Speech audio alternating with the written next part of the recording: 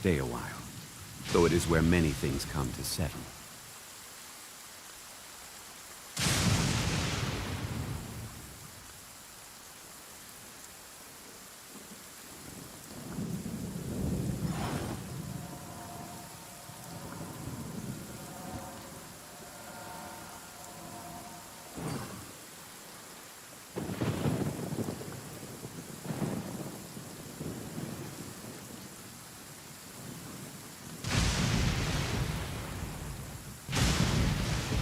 Every journey has its final day. Don't rush.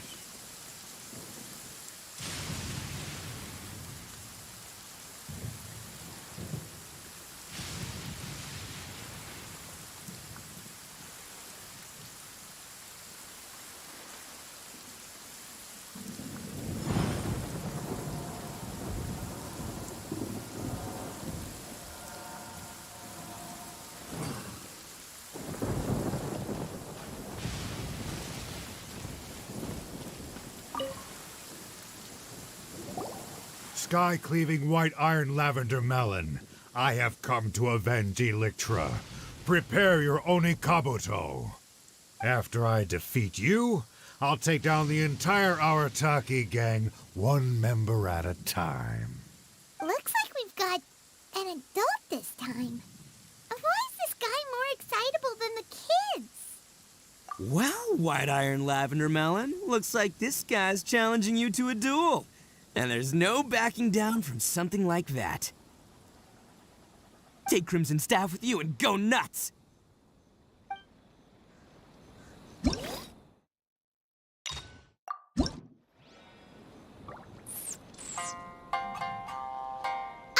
time for Sky-cleaving white iron lavender melon's second match!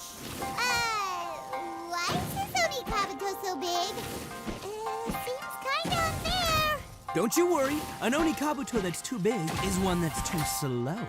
It's no match for Crimson Staff. Your worthless little Onikabuto doesn't stand a chance. Even if you gave it to me for free. It'd be a waste of precious cage space.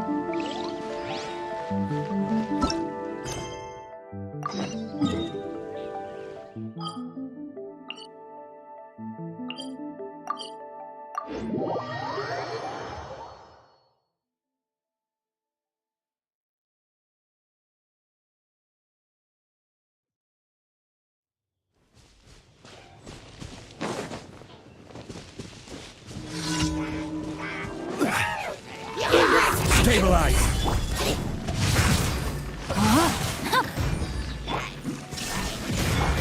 I see everything.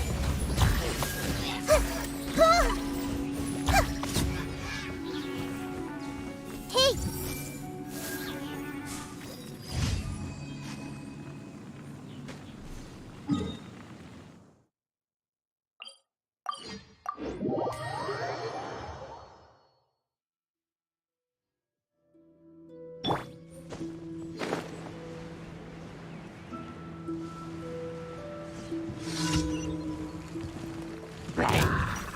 Solidify! There is no escape! Everyone hold hands!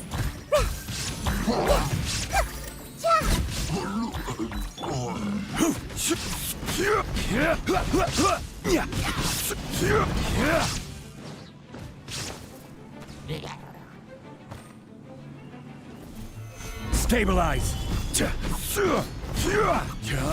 Illusion shattered!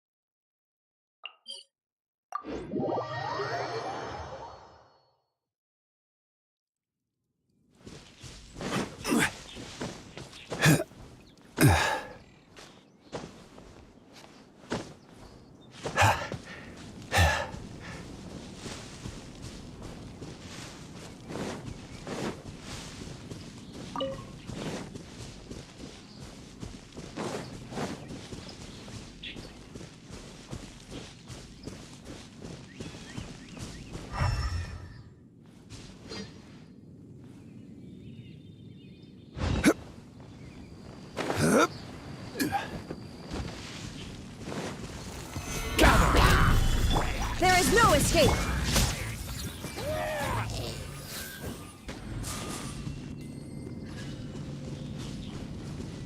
I see everything. Ha! Yeah, yeah.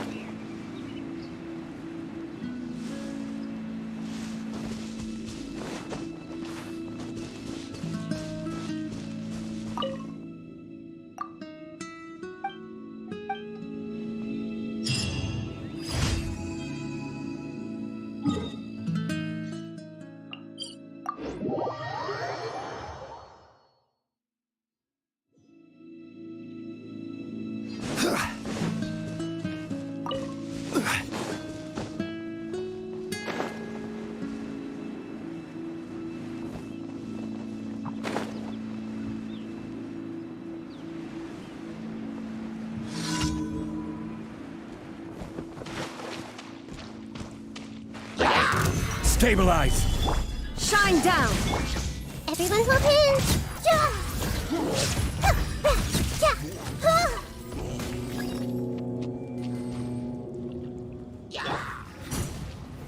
Gather! I see everything.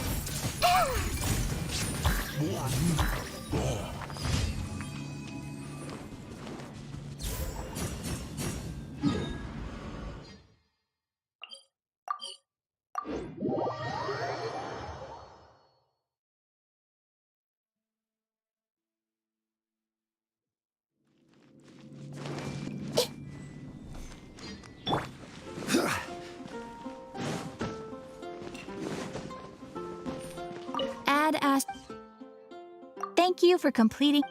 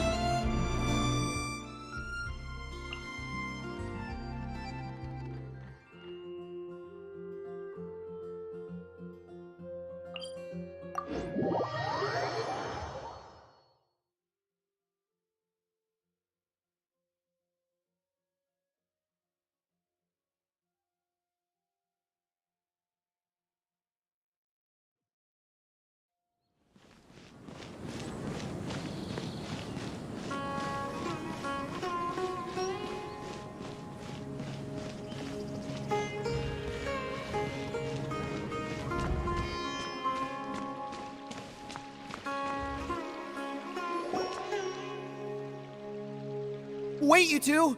Just a moment, please. You're the Traveler in Paimon, right? I thought you two looked familiar.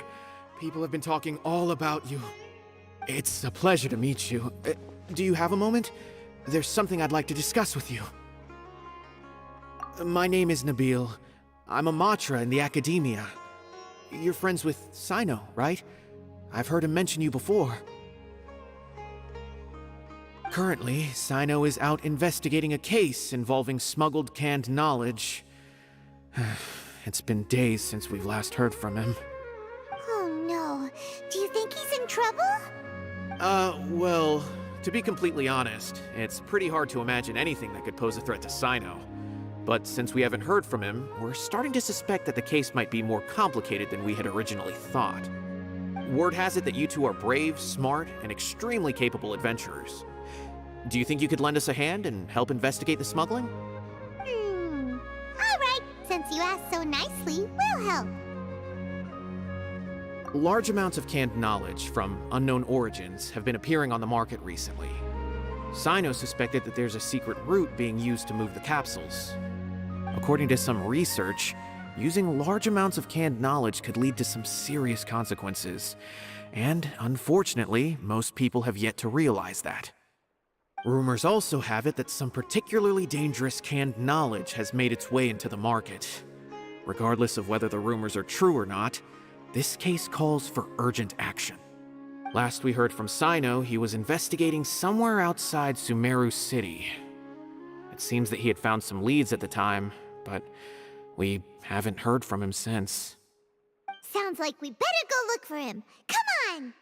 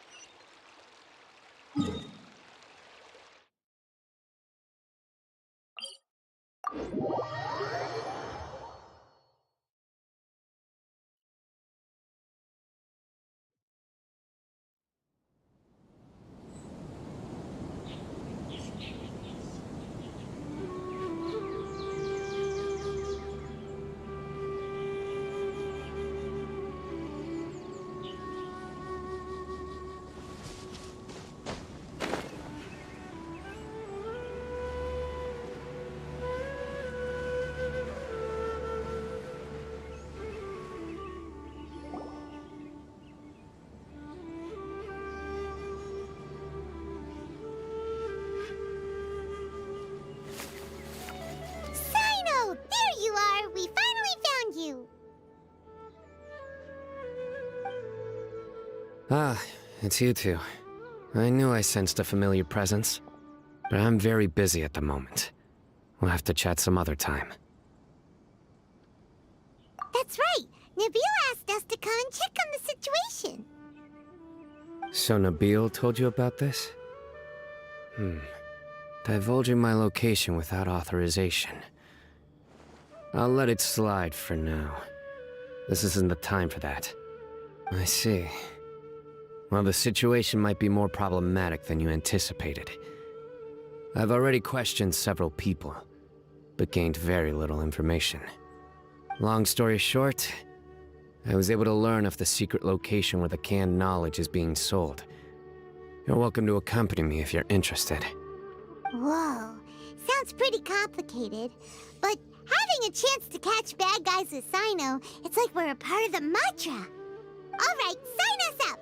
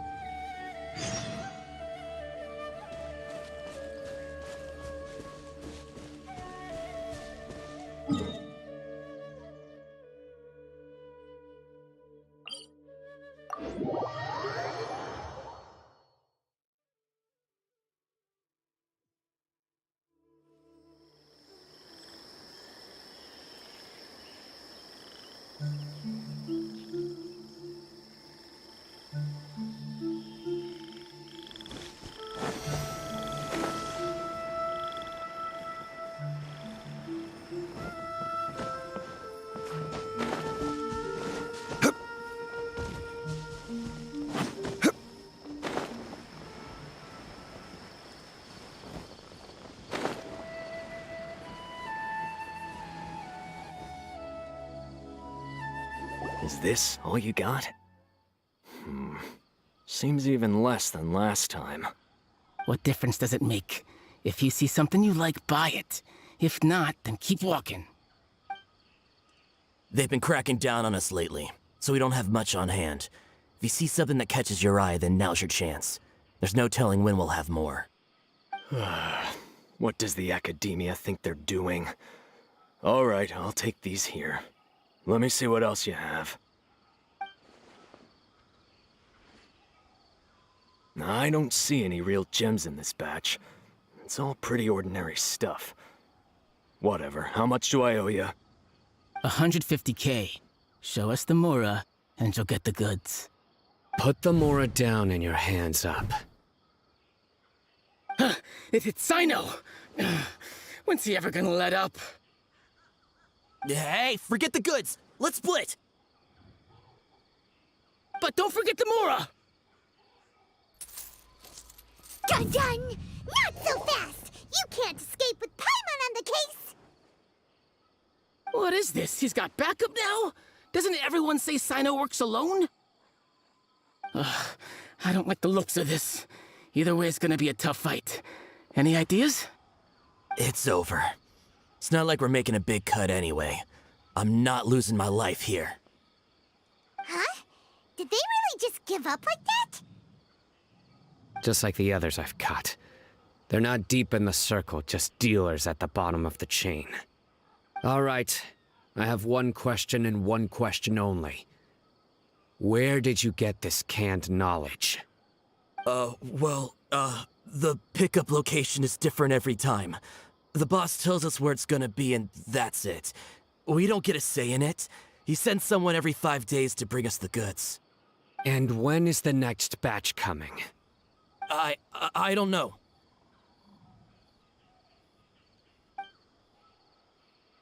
He's telling the truth. Honest. Normally, we should have received a shipment 3 days ago, but we didn't get anything. The stock we have right now is from 8 days ago, which is why there isn't much left. I know exactly why they didn't receive their last batch.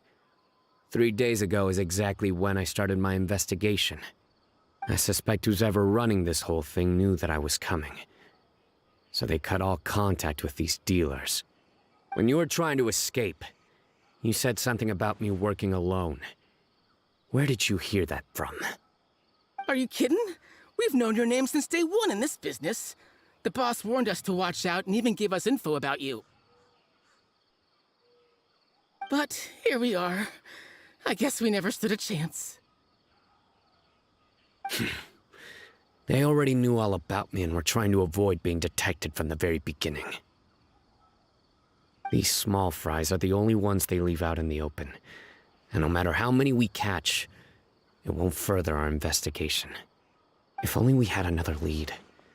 Like a merchant who sells large amounts of canned knowledge. Huh?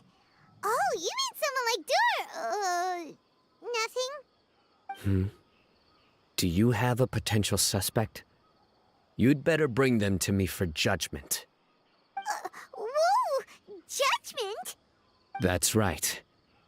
I won't turn a blind eye on any dangerous suspect. Oh! Sounds like we shouldn't ever let Cyno meet Dory. I see. Anyway, I'll think of a way to deal with these two and then continue gathering information. If you manage to learn anything, you can find me a Caravan Rebot. And as for you, I don't ever want to catch you buying canned knowledge again. If you possess any unused knowledge capsules, then you should submit them to the authorities immediately. Okay, I got it. Just keep your nose out of my business. Hey! What's with the attitude, mister? What, you got a problem with that too? Listen, buying canned knowledge is a deal between two people, the buyer and the seller. We don't need people like you butting in on our business here. Think about it. If the academia is hoarding something as convenient and useful like canned knowledge, then they must have been planning only to use it for themselves. Am I right? The academia has clearly published the potential dangers of canned knowledge. I don't like having to repeat things. And besides, I'm sure you wouldn't listen anyway. I just hope you understand that your actions are what fuels the smuggling of canned knowledge. If I ever catch you again, I will personally see to it that you are punished. All right, Traveler. I need to go now.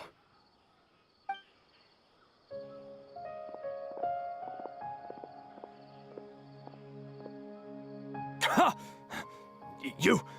You think you can scare me? Traveler, why don't we go talk to Dory? She's got loads of connections and might be able to tell us something about all this. If Paimon remembers correctly, she's usually at the Palace of Alcazar's Array. Let's go!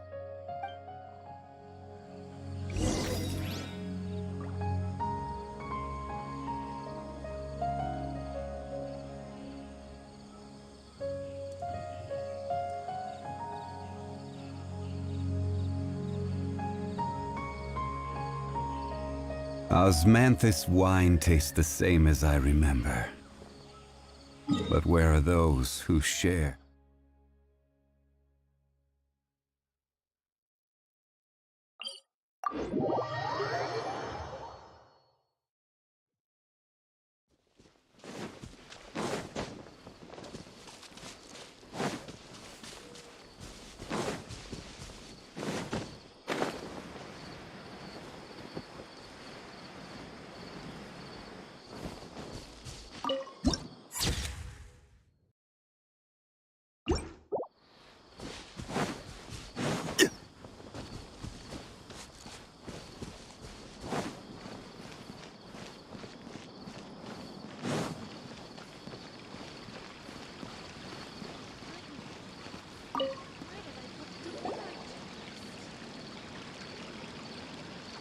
I see.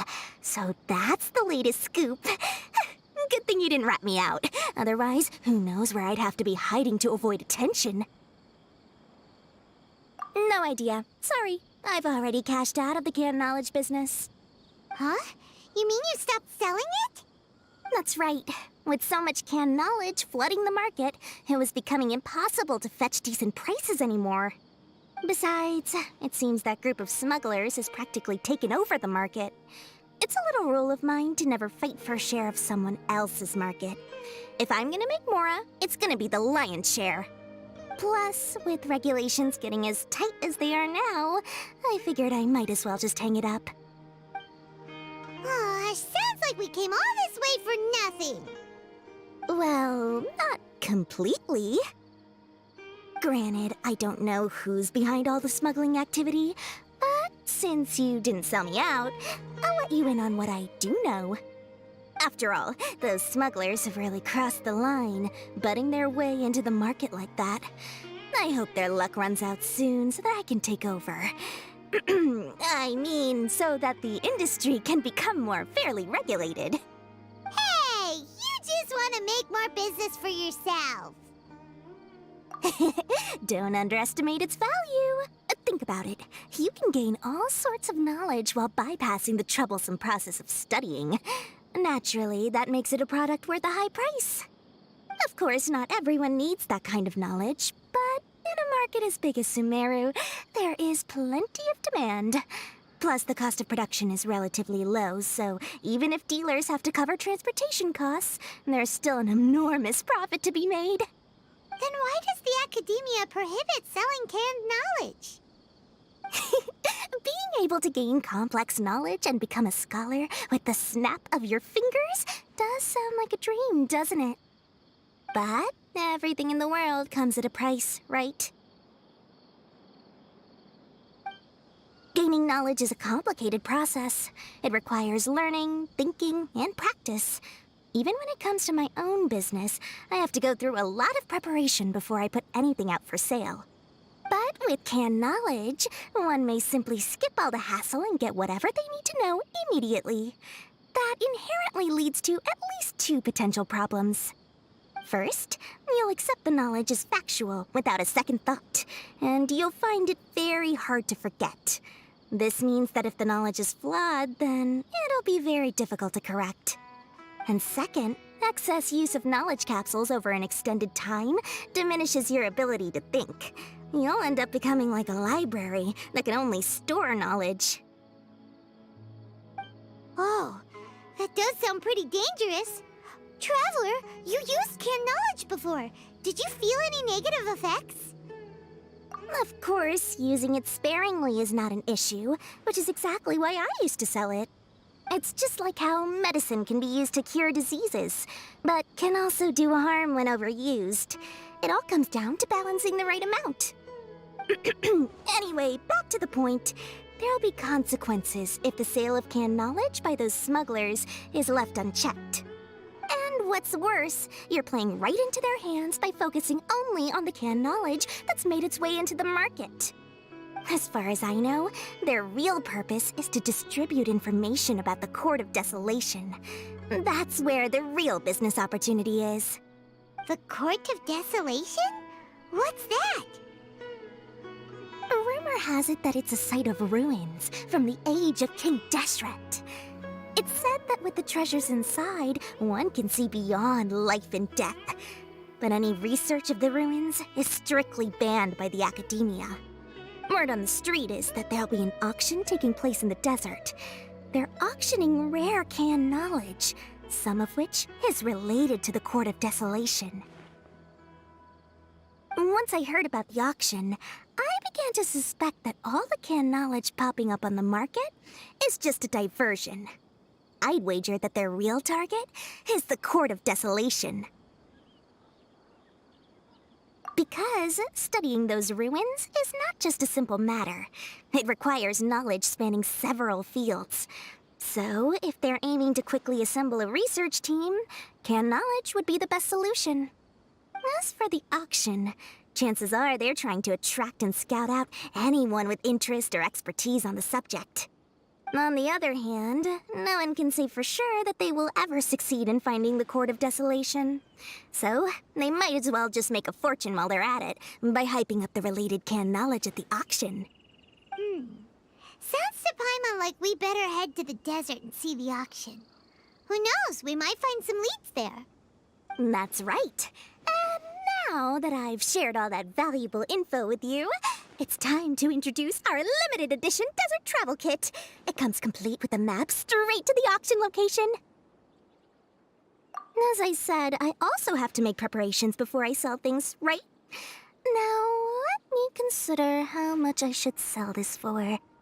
I've got it! 500,000 mora per kit! That's quite the bargain. We'll even offer a 50% discount for little Paimon's travel kit. Only 250,000 mora. What? That's super expensive! No need to worry, little one. Cyno's the one heading this investigation, isn't he? I'll be sure to bill all the expenses to him. All you'll need to do is tell him to go to the Merchants Guild and pay the bill once the mission is completed.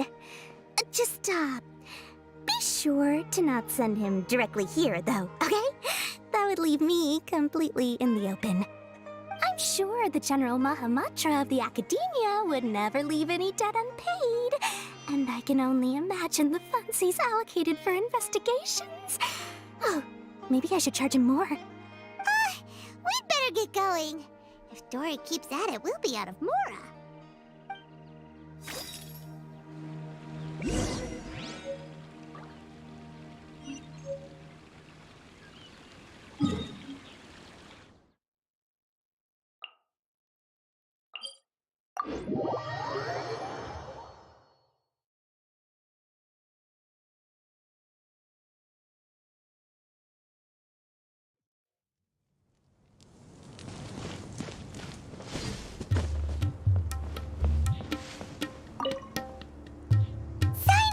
We got news for you. What the smugglers are really after is a chance to research the Court of Desolation. They are hosting an auction in the desert to sell canned knowledge about those ruins.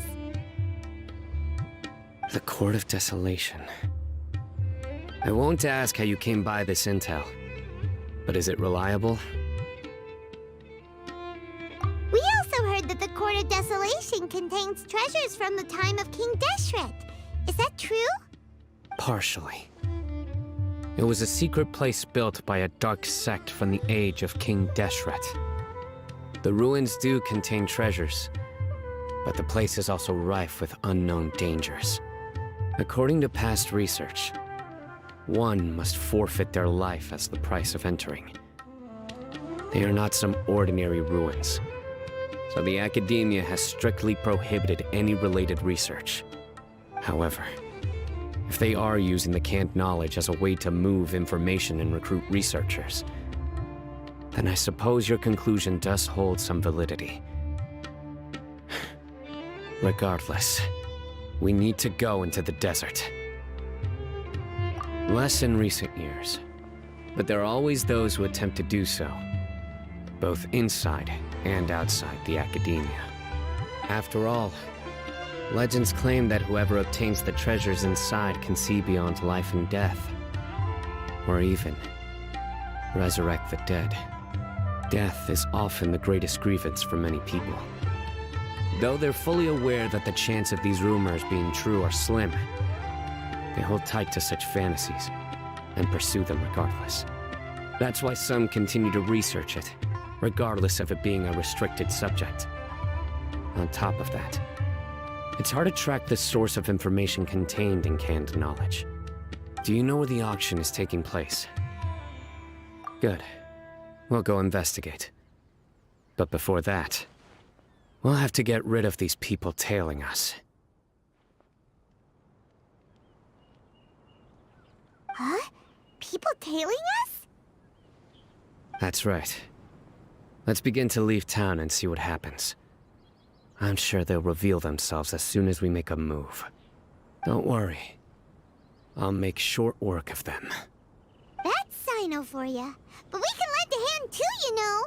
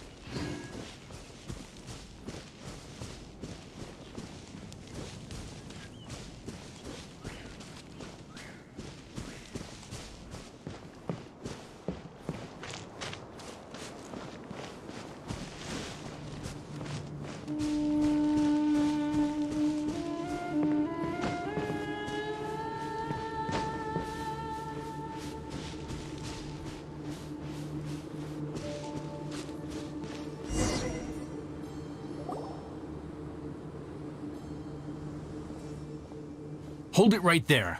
Heading to the desert, are we? I would think twice if I were you. Huh? Who are you? That doesn't matter. All you need to know is that someone wishes to inform you that it's not too late to turn back. You must be Cyno. I've heard a lot about you. You've got quite a reputation. But this time you're in over your head. Unless you turn around right now, I'm afraid that even you won't return unscathed. And as for you two, why bother sticking your noses in trouble that doesn't even concern you, hmm? That's right! We won't just sit back and do nothing! Ha! Have you really thought it through? You're not just doing this for recognition, are you, Cyno? My employer said that he's willing to compromise as long as you just walk away. He could, for example, reduce the amount of canned knowledge on the market. I'm sure that would help your investigation appear to be successful enough. On top of that, he's willing to give you a cut of the profit. So you see, you get both Mora and a boost to your reputation. I can't think of a reason why you would pass that up. Is that so? Well, I can't think of a reason why I'd accept. I've heard enough. Get out of my way. Sorry, no can do. We're getting paid to ensure you disappear. Since you won't turn back willingly, then we're gonna have to make you go back. Happy to apply. Rain cutter! No, my sword! Everyone hold hands!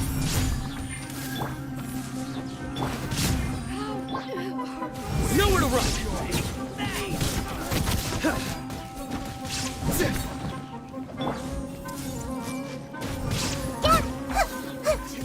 are not welcome here. Lucky today. Rain outlines your fate. Witness the power of... There is no escape! I see everything!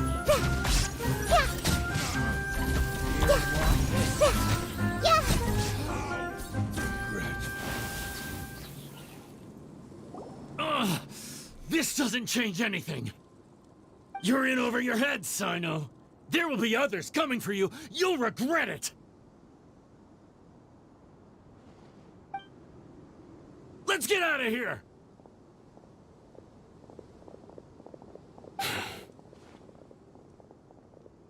No need. Even if we apprehend them, there'll be little information to gain. Besides, it might also be a trap. I apologize for bringing you into this dangerous mess. Just being associated with me will inevitably cause you to become targets as well. You should be careful from now on. Sleep with one eye open.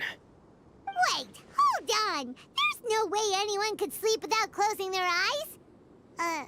Right? You'd be surprised. Anyway, just be careful. Mercenaries are never quick to forget. In their line of work, even a single failure is bad for reputation. They may even stay hidden in some dark corner for a very long time, waiting for the right moment to ambush you. They'll do anything to keep their prestige intact. Yes, I remember it like it was yesterday. I was carrying out a mission with one of my superiors. I didn't have much experience at the time, and I let my guard down after we had closed the case. We ended up being attacked by the remainder of the mercenaries. My superior was injured while protecting me, and we struggled to gain control of the situation. I've become more vigilant ever since, staying alert even while I sleep. Whoa! Who could have seen that coming? Was he okay? He survived with a fractured wrist. It took 2 months for him to recover, but luckily, there weren't any further complications. Last year, he transferred to an administrative role for personal reasons, and no longer participates in live missions. His name is Taj Radkani, a very well-respected Matra. You'll have the chance to meet him someday. Anyway, our mission will be dangerous. I'm already used to such grueling conditions, but I don't want to see you two get hurt. Don't worry, Paimon will stay alert. We'll see danger coming a mile away! Good. Don't worry. It won't be long till we're at the bottom of this. And once this is all over, I'll sweep away any other hidden dangers.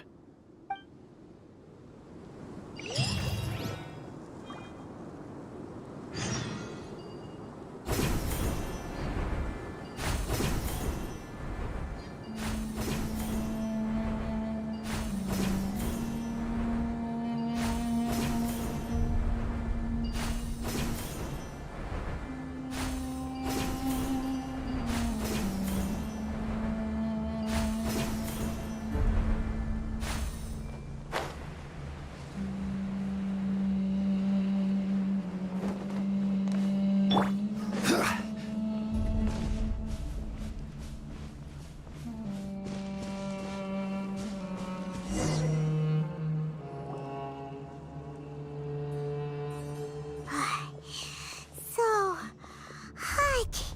If only there was some shade for us to cool off under. We still have a long way to go, so you'll need to hang in there for a while longer. This is not a good place to rest anyway. Okay. But don't you feel hot too, Cyno? Of course, but I'm accustomed to these conditions. Care to share any tips? Paimon's about to melt away. Just try to stay focused. Use your willpower to support your mind. The moment you start to give in is when you'll feel more tired.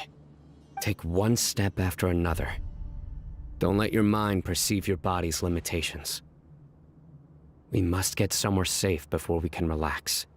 Okay, if you say so. But where would be a more safe place to rest? Paimon thinks this is a perfectly safe place to stop. Just look around. It's just sand and desert. There aren't any monsters for miles around. Whoa! Where did these scorpions come from? Watch out. Something's not right about them. Stabilize! Illusion shattered! Huh? No, my sword! Whew.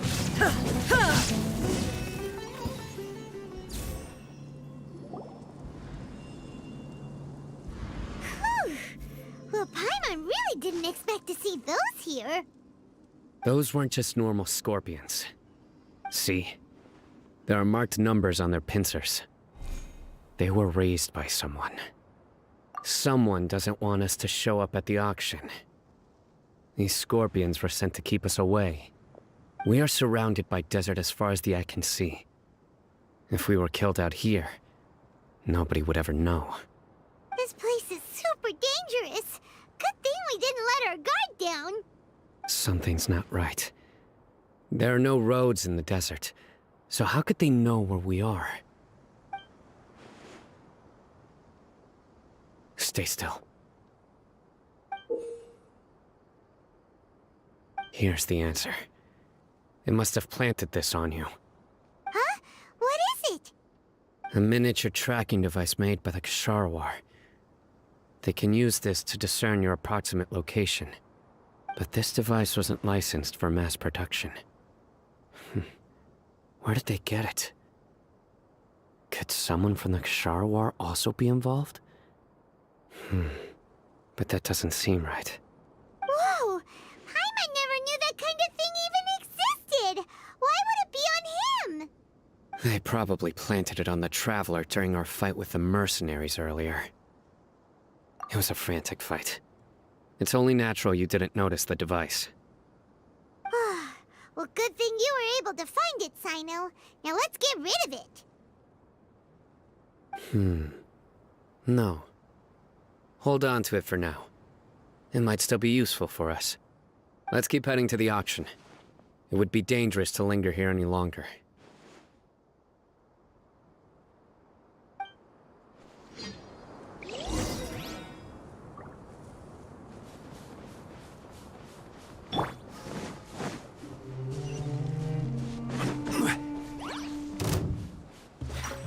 They're back again!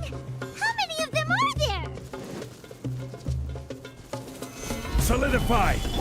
Shine down! Hey!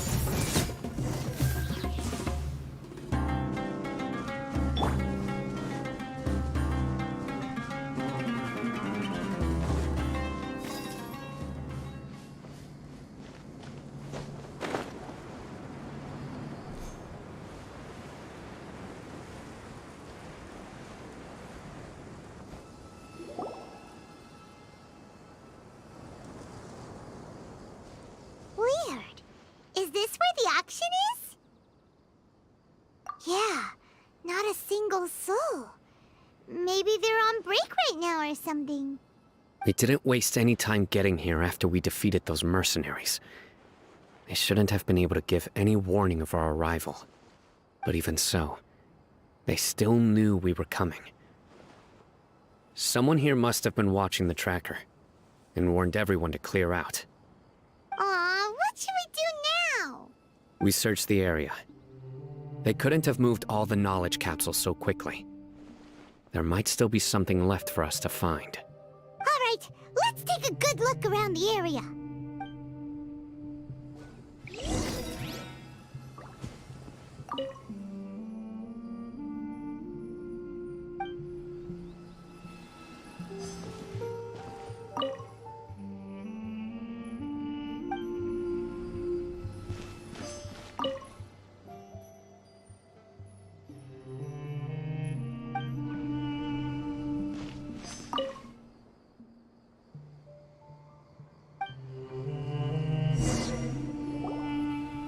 Did you find anything? No, nothing in particular. It's possible there weren't many knowledge capsules containing info about the Court of Desolation, so they carried those off. But don't worry. I have another idea. You two start heading back the way we came. I will remain hidden here. Come back and meet me here after some time has passed. I'm sure something will come up by then. They packed up in a hurry and didn't have time to carry off all their goods. They won't just leave them here. Once they think we've left the premises, they'll be back to pick up their belongings. We just need to make sure the tracker goes far enough from here to make them assume that it's safe to come back. Oh, Paimon gets it. We'll lure them out because they'll think we've left. Okay, we'll start heading away and leave this place to you. Yes, and don't worry. If they dare to return, I'll make sure they stay.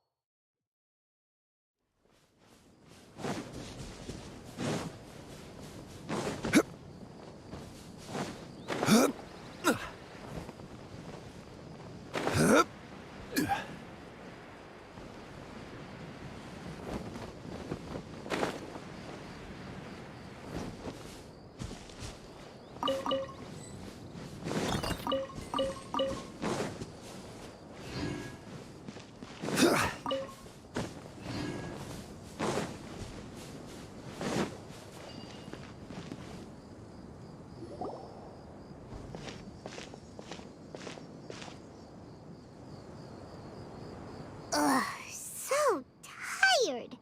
We've probably gone far enough now, right? Oh, yay.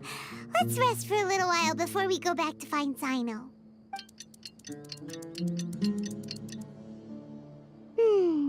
It's probably about time for us to head back to the auction.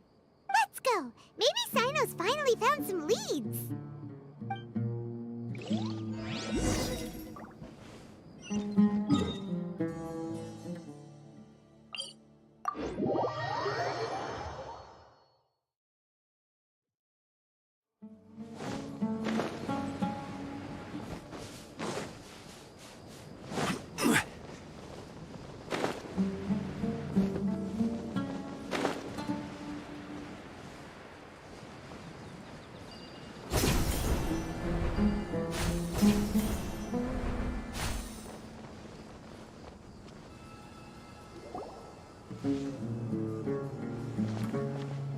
Oh, looks like Cyno caught someone!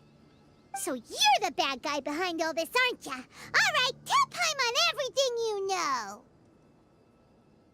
I didn't act immediately when he showed up. Rather, I laid low and observed for a while instead.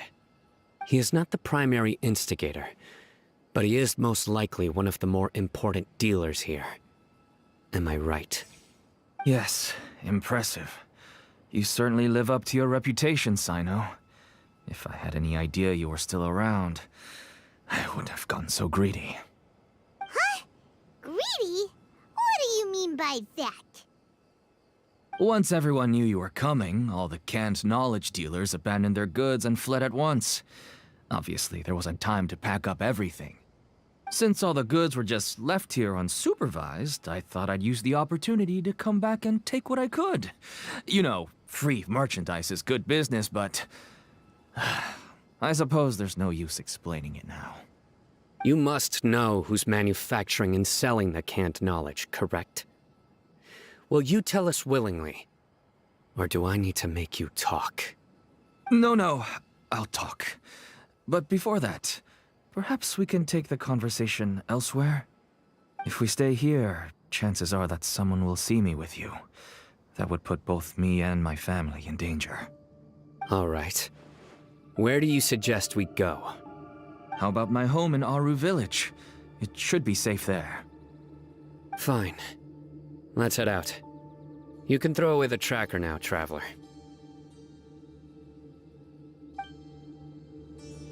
Listen, buddy, you better not try to trick us! Come on now.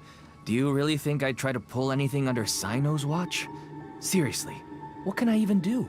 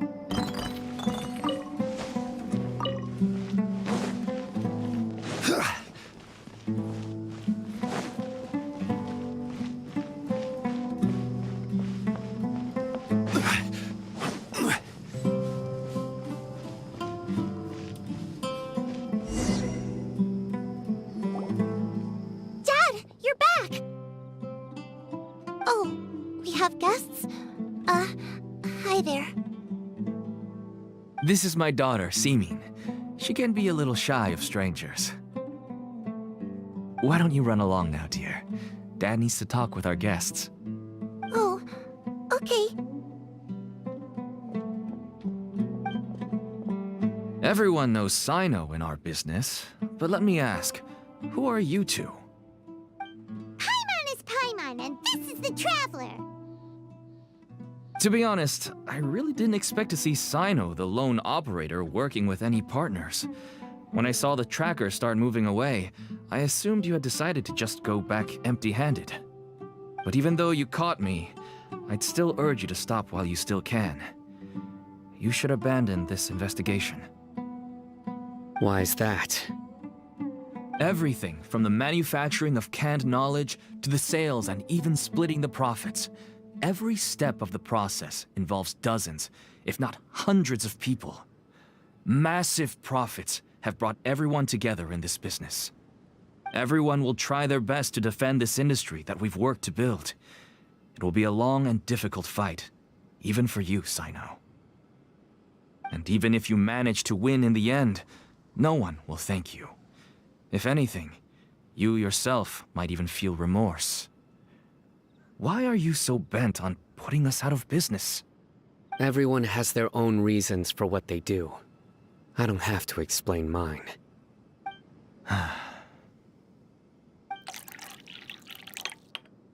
Here's some tea, Dad.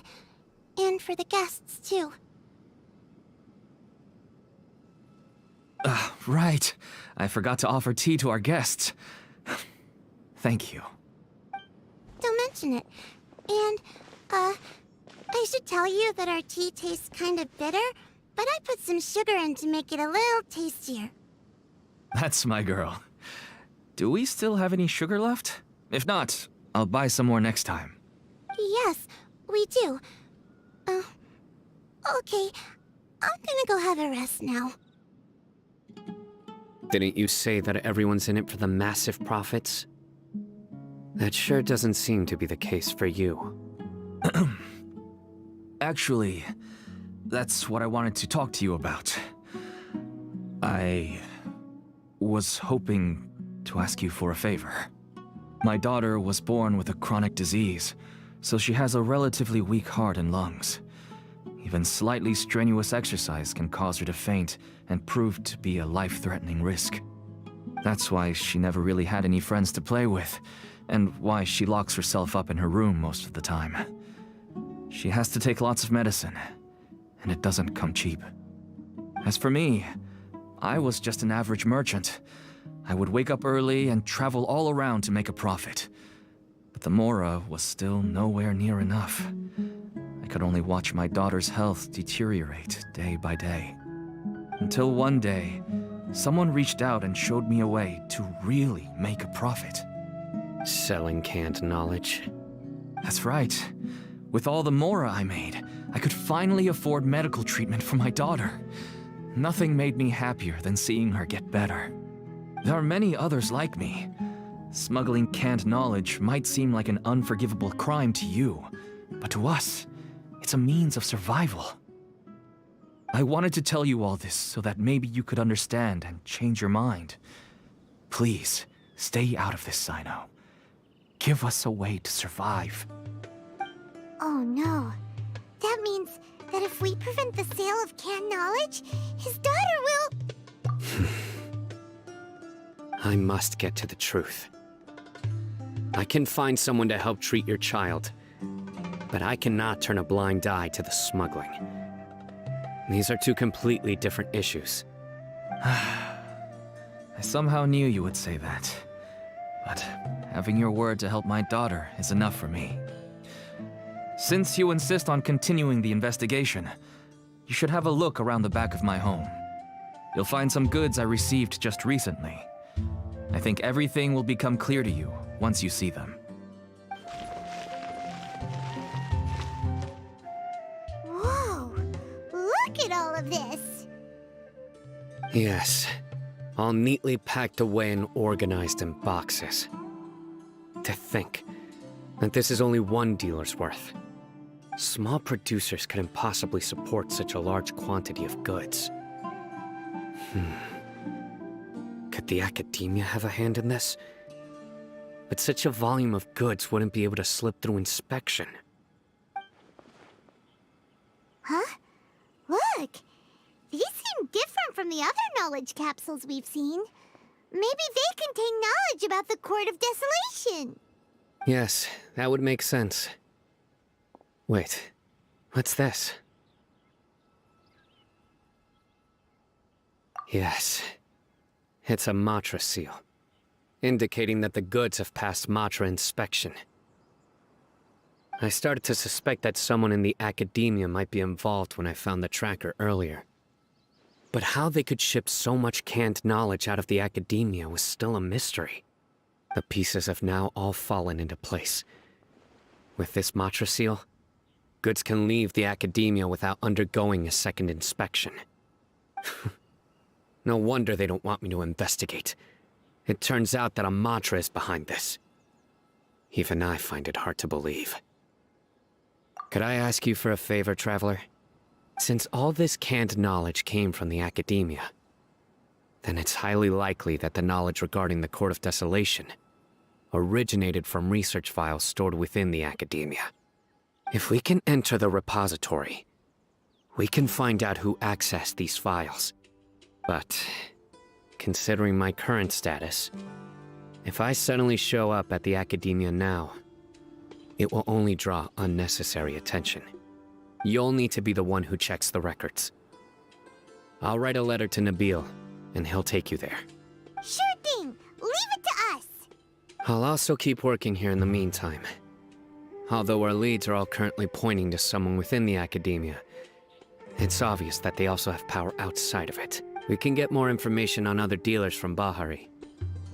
I'll stay here and make some preparations. You can come find me anytime if you uncover more info.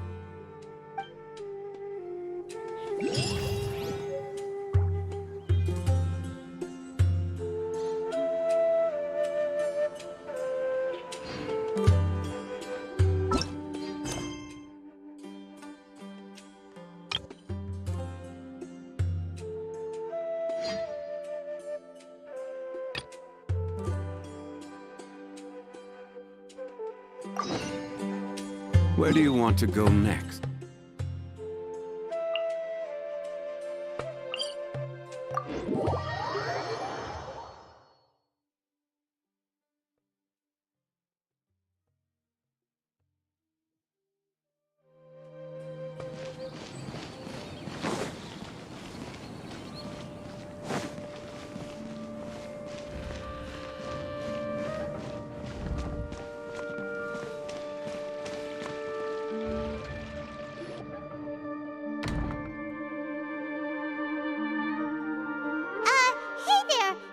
Us, but is Cyno at the Academia?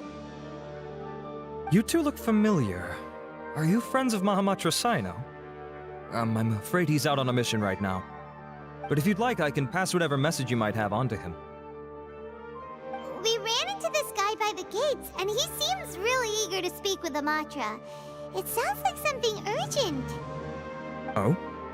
If you don't mind, why don't you tell me about it first? Siraj. Siraj. That name sounds familiar. Isn't he a Vahumana researcher? Vahumana researcher? Yes, one of their most renowned, in fact. I hear he's as daring as he is intelligent. There are rumors he'll become Vahumana's next sage. But please continue, good sir. What about Siraj? I want to report him for conducting a dangerous experiment. He kidnapped me, tied me up, and took me to that horrible cave. Experimental equipment everywhere. I ran as fast as I could, a little slower, and he would have caught me. There's no rush. Please, take your time. What kind of experiments was he conducting? Where is this cave? I don't remember. Huh? You can't remember? All I remember is Siraj walking towards me, and then my head started feeling weird. It's like a nightmare that I can't recall. I just know that that place is dangerous, and that they must be stopped. Oh, I heard they conduct business in the tavern. We have to hurry. Even if what you say is... All right. I'll have some of my colleagues look into Siraj. But before that, I would like to administer the Matra lie detector test. You think I'm lying? Please don't take it the wrong way. This is just standard protocol. Sorry, but can you two wait out here a little while? We'll be back soon.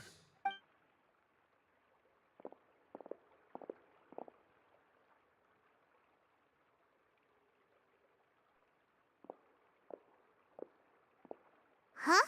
I'll hate them. Let me bring you up to speed. First things first, Ilyas passed the lie detector test.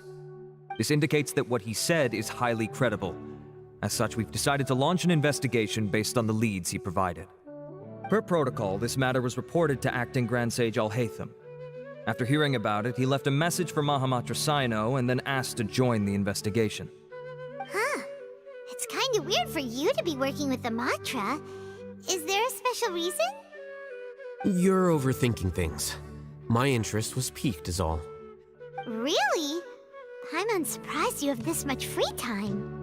In that case, let's join in as well, shall we, Traveler? It's already against protocol for Acting Grand Sage Al-Haytham to participate in this investigation. As for you two... Oh, never mind.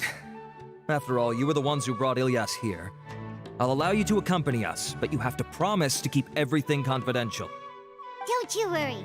Our lips are sealed. All right, in that case, I'll fill you in on what we know so far. Ilyas claimed that Siraj will be conducting some business with a Kasharawar researcher at the tavern. This is one of his few clear memories. It seems he stumbled upon this information while escaping. Incidentally, Siraj isn't at the academia right now. He applied for long-term off-site research 1 month ago. It's close to the time that Ilyas had given, so we've decided to head to the tavern and investigate any suspicious persons. That's right. Arav, prepare to head out. You two, do as you will. Oh, come on! You already said that we're coming!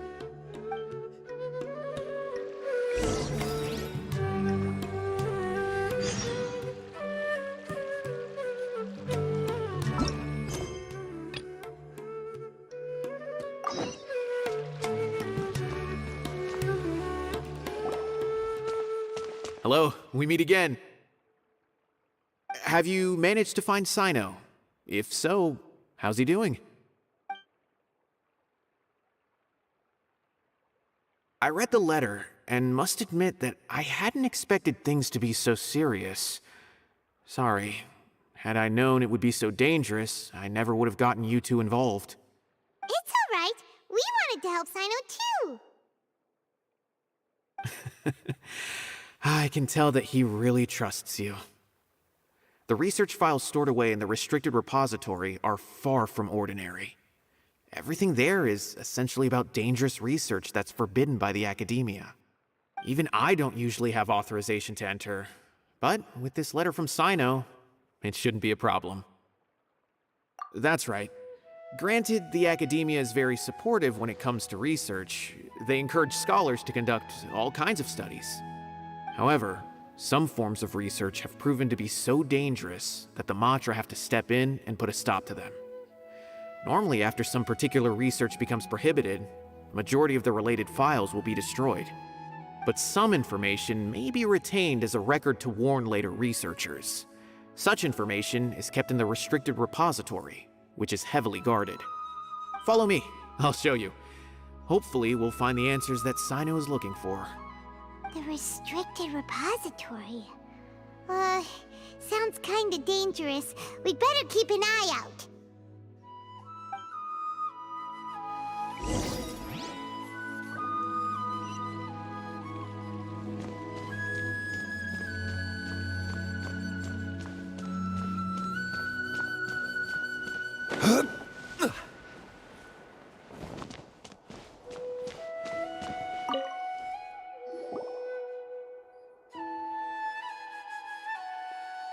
Okay, I understand. Since Cyno is vouching for you, I suppose we can trust you.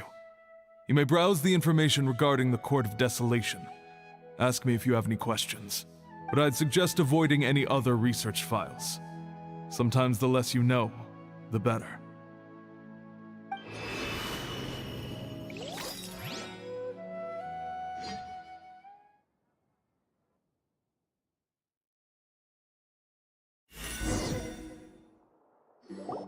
Huh. So this is the restricted repository. I never thought I'd see the inside of it.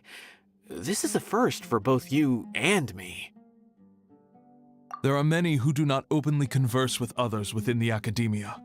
But even so, there are very few who I feel could be trusted with a real secret. Cyno happens to be one of them.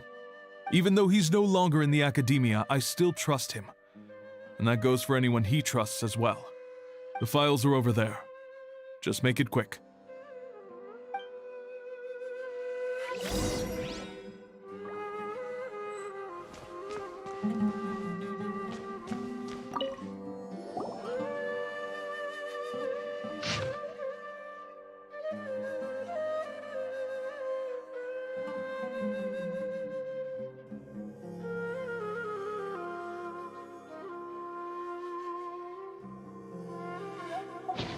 Whoa, there's a lot to read here.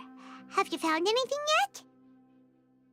Huh, it reminds Paimon of Cyno's former partner. His former partner? That would be Taj Radkani. But you're not far off. Mortada Radkani was Taj's only son. What? Taj's son went to prison for researching the Court of Desolation? Why do you sound so surprised? You're a Matra, aren't you? It's just that they arrested him in secret, so it was never publicly known. All I knew was that Taj's son was taken to prison. It's not just me. I bet even Cyno didn't know about it. No. Unfortunately, there isn't. He took his own life not long after he went to prison. You've heard about Taj, right? I know Nabil has. Every Matra knows him. I would say he's probably pushing 50 this year, which makes him one of the most experienced Matra. He is a man of integrity and honesty, and has made countless achievements. His reputation goes back a long way now. He used to be Cyno's only partner. Taj is also skilled with the polearm, so the two of them used to practice together when they weren't out on a mission. Ah, right. I heard Cyno mention that before. But one day, Taj suddenly decided to retire from active duty and transfer to an administrative position. I wonder if it had anything to do with the Mortada incident. Taj was already very well known by the time Mortada was born. So when Mortada came to study at the academia, everyone had high expectations of him. He had to face a lot of pressure. Then he had an unpleasant dispute with his father, but they were eventually able to work things out. Not long after they had reconciled, Mortada was caught studying the Court of Desolation, which is in violation of academia rules. Taj arrested his son and put him behind bars. He begged for leniency, but Taj wouldn't agree. Shortly after, Mortada slit his own throat with the pieces of a broken bowl. By the time Taj arrived at the scene, it was already too late. He never had a last chance to see his son. Since then, Taj has been periodically coming to the repository. He'll hold the files from his son's research with a remorseful look on his face. I guess that's why he chose to move to administrative work. I had no idea that happened. That must be really hard for Taj. I've never heard him mention that to anyone. That's awful. Paimon feels terrible now. Are you okay, Traveler? Wait, don't tell me you're starting to suspect Taj now. Impossible. Taj would never do that. I mean, yes, he does have a big reputation and has access to such research, but this is Taj we're talking about. He would never do anything against regulations. Never. But if you claim that the canned knowledge was originating from the academia, then Taj is indeed a suspect. Because he was the only one who could have recently gone through research files about the Court of Desolation. There are so many files about those ruins that it would be difficult to restart any research, since the 7 original researchers were put behind bars. It's hard enough just trying to make sense of these files. However, if the files were made into canned knowledge, they could be understood immediately. By doing so, one could restart the research outside the academia without anyone ever noticing. But even so... According to the legends, the treasures inside the Court of Desolation could allow someone to see beyond life and death, or even bring the dead back to life, right? So maybe Taj is trying to bring Mortada back. Though I don't really believe Taj would ever try to do something like that. I'm just telling you what I know. It's the job of the Matra to find the truth and track down criminals. Do you have any questions? If not, it'd be best if you would leave now. Paimon's kinda confused. What should we do from here? Oh, now that I think about it, Cyno suspected that the canned knowledge was coming from within the academia, right? There's no way so many boxes could ever get through without drawing any attention. Maybe we could try asking people around the gate of the academia and see what we can find. Don't worry, Taj. I won't let your reputation be tarnished. Alrighty then, let's go ask around.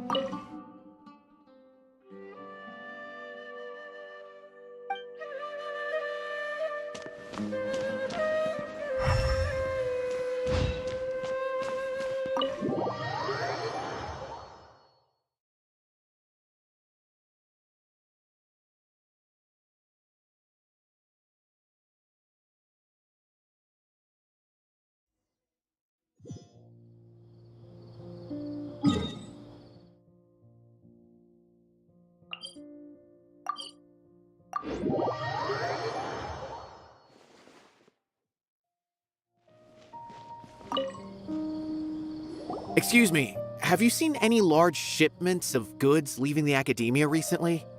No, not that I'm aware of. Perhaps you could ask someone else?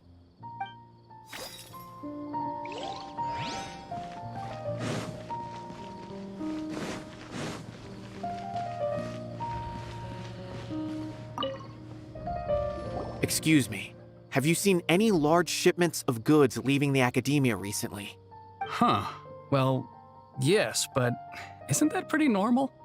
The academia consumes so many resources each day, everything from cooking ingredients, raw materials, even equipment for experiments. It's normal for goods to be coming in and out. Right, but we're looking for shipments with a Matra seal. Have you seen any like that? That I'm not too sure of. I normally wouldn't notice whether the goods have any seals or not. Maybe you should ask someone else.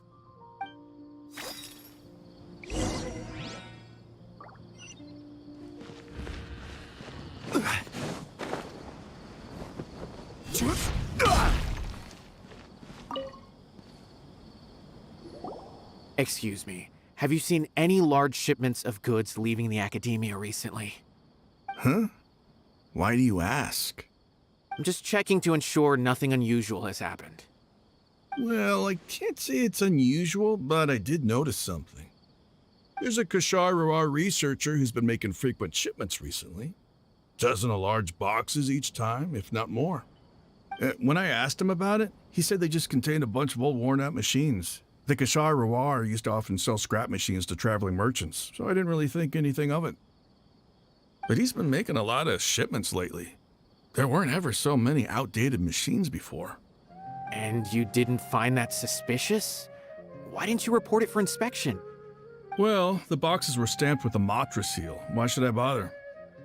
Of course, I did start to wonder about the seal once, thinking that maybe they forged it or something. But you know what happened? A man named Taj came here and told me that he'd already inspected the goods personally and ordered me to leave the researcher alone. I couldn't question his word, could I? Impossible. There must be some sort of mistake. There's no way Taj would ever... No, I won't believe it. Taj is an honorable man. Someone must be trying to frame him. Wait, I know another Matra who works with Taj. I can ask him to let us speak with Taj.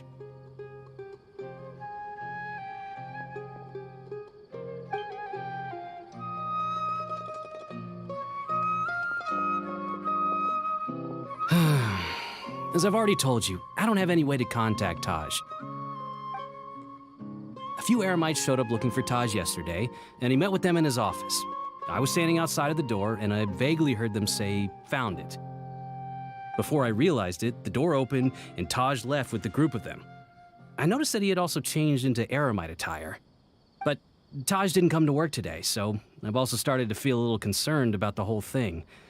If you'd like to speak with him, maybe you can try visiting his home. He lives just on the outskirts of Sumeru City. A group of Eremites? Could Taj really be the one making all the canned knowledge? No way. Taj is just like Cyno. They're considered heroes among the Matra. There's no way that he would... Fine. Looks like there's no other choice. Hey, don't let it get to you just yet. We'll get to the bottom of this once and for all.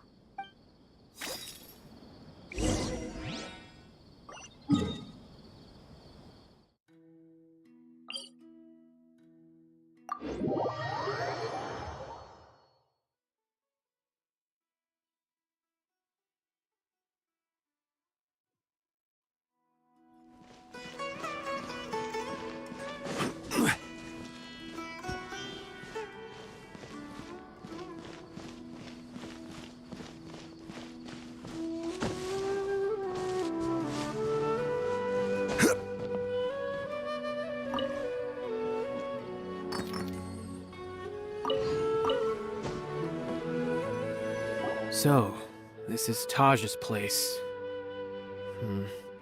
There doesn't seem to be anyone here. Well, what should we do then? Do we break in? No.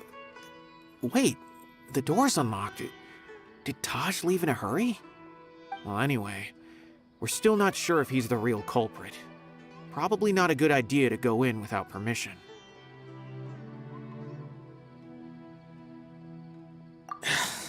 You're right. Even if we apply for a warrant now, we won't be able to do anything until tomorrow at the earliest. This is an emergency. I just hope Taj doesn't mind. What's this? It's a paper full of names written on it. Oh, and a map. Nabil, can you make any sense of this? Yes. This is definitely Taj's handwriting. These papers look like records. These are the transactions between Taj and some other people. From the look of the numbers, the scale of this smuggling case is absolutely massive. The whole operation involves more than 300 people, including dozens of celebrities. These are famous scholars, merchants, mercenaries. I have a feeling that Cyno might be unaware of what he's up against. There's no way anyone could face such a large organization on their own. You're right, that's just who he is. As for the map, it appears to indicate the location of the Court of Desolation. Let's take it to Cyno and let him decide how to proceed.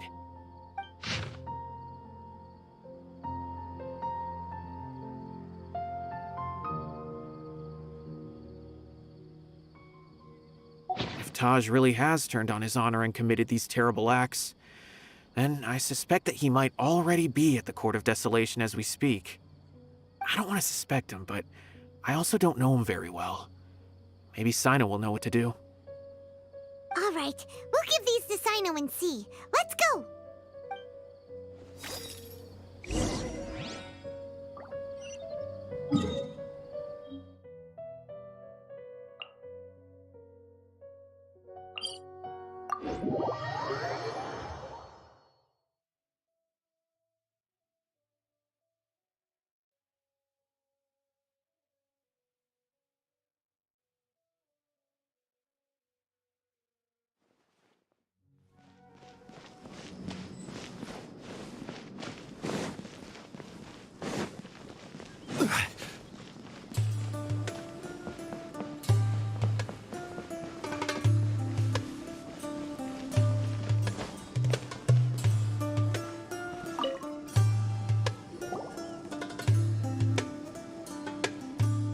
Well, Cyno, what do you make of it? Taj, It's been a while since I last saw him. From what I remember, he is a straight-laced man. Although he would resort to extreme measures from time to time, he would never do anything against his beliefs.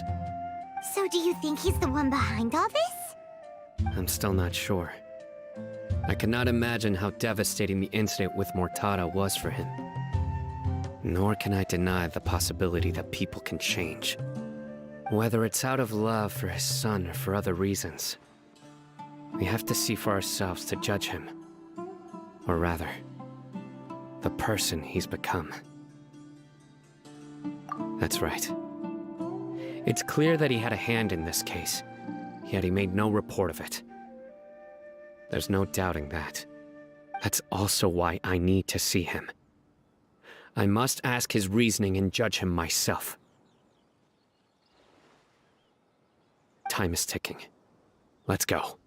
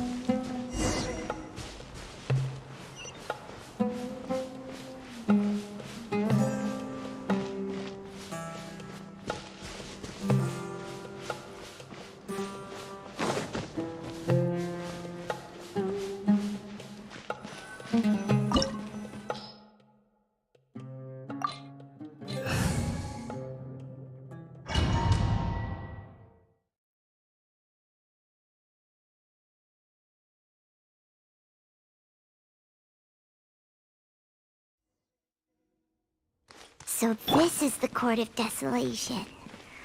Are there really any treasures buried here? Oh, Paimon's kinda nervous. Could it be dangerous? Don't worry. You'll be safe with me. There is no escape! Yeah!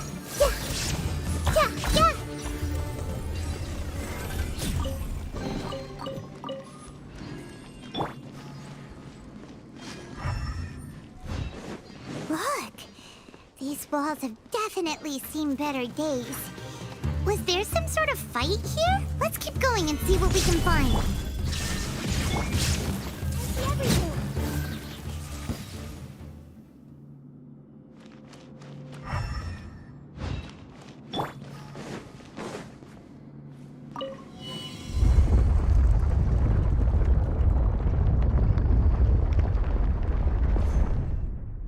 Whoa! Is it just Paimon? Or did that passageway just rotate? It's not gonna start moving again, is it? Either way, we should be careful. There is no escape!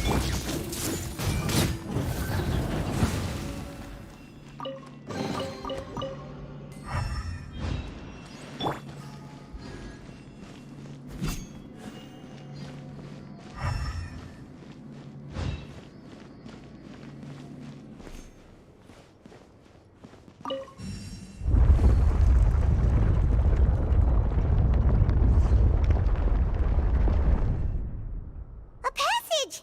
Hopefully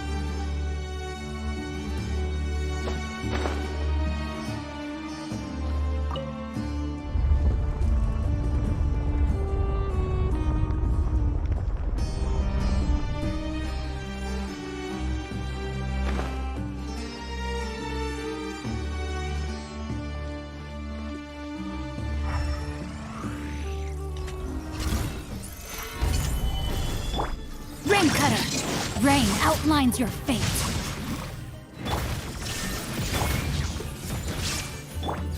Surrender!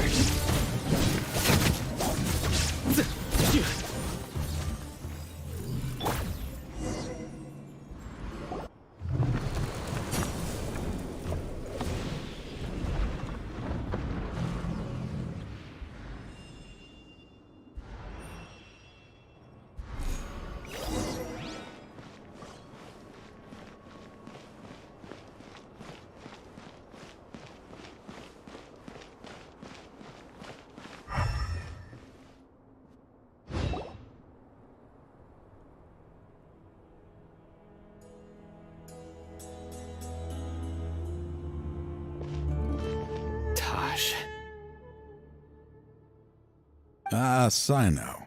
It's been some time since I've seen you last. I trust you are doing well. Seeing that you've made it all the way here, you must be on the cusp of wrapping up your investigation, I presume. Even faster than I expected. Is it because you have some new partners now? That's right. This case is nearly closed. But the most important answer still eludes me. Was it all your doing? Smuggling the canned knowledge? The research of the Court of Desolation? Yes, it was me. Then explain why. That's the difficult part. Let's just say I've changed. I've become a selfish coward who only wants to pursue his own interests. I find that hard to believe. Oh, really? Way I see it, every person will end up like me sooner or later. When you're young, you press forward, unattached, living solely for the justice in your heart. But as you begin to age, you start to become more cautious. You know many things are wrong, but still turn a blind eye to them. I was the same. I never questioned my actions until Murtada died. I could feel the justice that I once strived to uphold slowly crumbling in my heart. I was completely dedicated to all that I did, but as I grew older, I found myself feeling alone, miserable. Can you imagine what it feels like to not have the will to live, but not be able to die? Murtada was sent to prison by my own hands. I set myself on this painful path. My son hated me till the day he died, and now I must live with that pain and regret. I failed him as a father. But now I have a chance to make it right. A chance to reunite with him. The Court of Desolation. Here lies the key to overcoming life and death. The power to even bring the dead back to life. So, did you already find what you needed here? See this door behind me? Behind it lies the treasures that I seek. I'm so close, Cyno. If only you hadn't arrived now, I could already have... Enough conjecture. What has happened is already part of the past. You cannot bring the dead back to life. In the end, the treasures you seek are nothing but myths and legend. Since you're so sure, why don't you just let me open the door and see then? No. I sense danger behind that door. There will be dire consequences the moment you open it. I beg you, as an old partner, can you let me fulfill my last wish just this once? Surely you get it by now. Doing your job without mercy will only drive people away from you. I'm the prime example. I don't overthink things. If there is only one way for me to defend my principles, then that is the path I will take. Seems there's no convincing you. All right then. Let's see if your polearm skills have improved at all.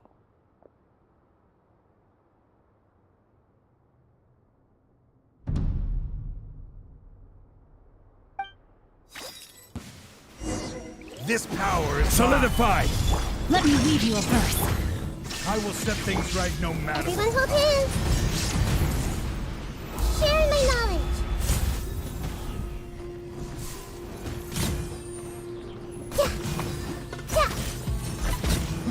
As I thought. Your strength. You feel it, don't you? I'm stronger than you remember. I gained new power when I entered the Court of Desolation. This is only a taste of it.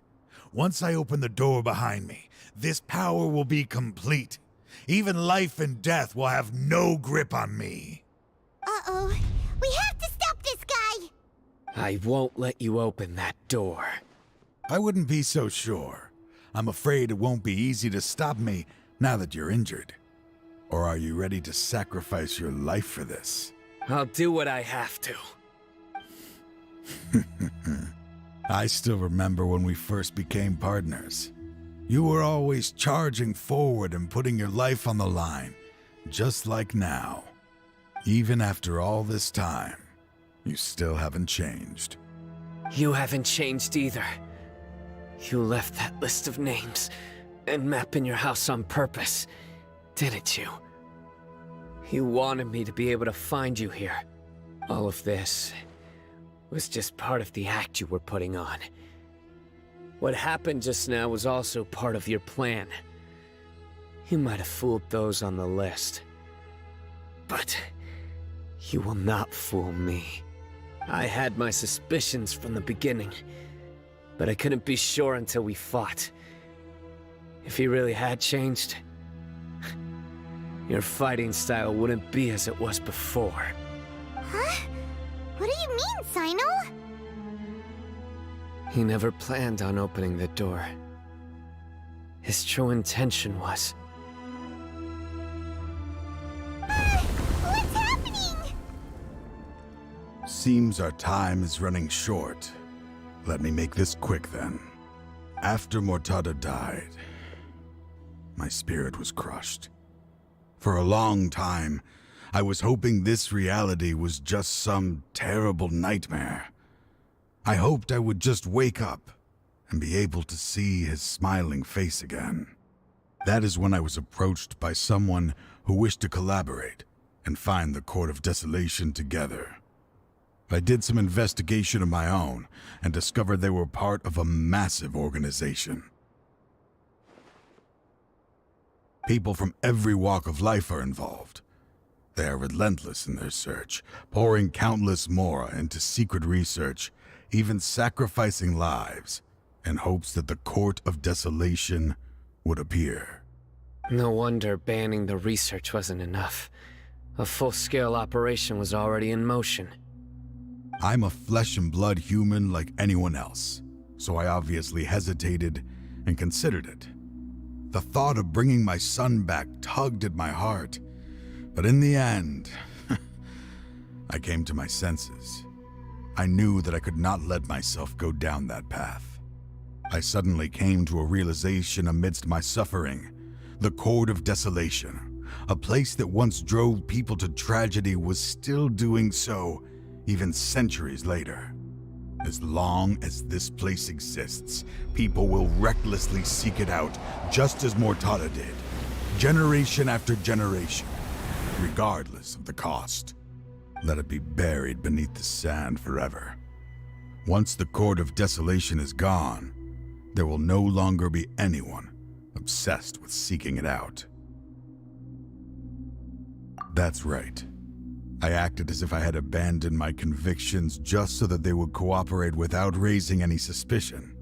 This was the only way I could find and destroy this place. But that wasn't enough. I needed someone I could trust to bring the organization to justice. The academia forbids the research of the Court of Desolation, so they would never approve my plan in the first place. To add to the problem, the organization is so powerful that they even have members working within the academia.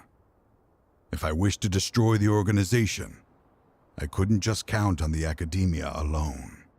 So, you pretended to be the one behind all this, as a test for me. Yes. I'm sorry, but now I am assured. You haven't changed at all. You are still as you always were, fearless, and making no compromise. Anyway, this place is collapsing. You must leave now. Wait! Aren't you leaving too?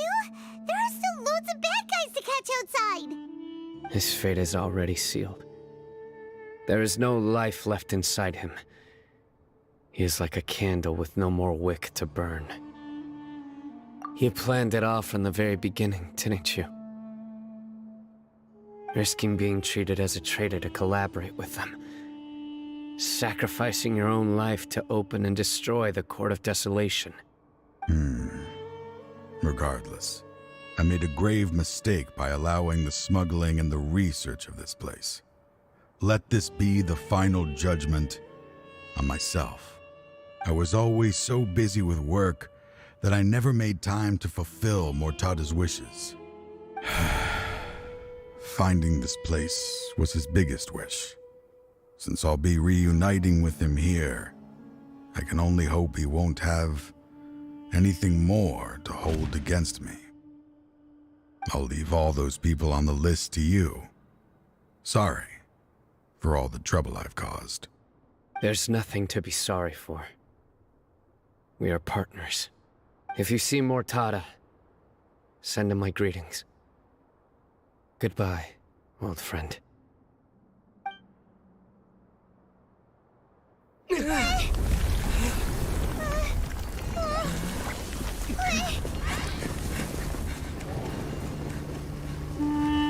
Dad, why are they so strict with me? I'm always the only one who gets in trouble. Just leave me alone!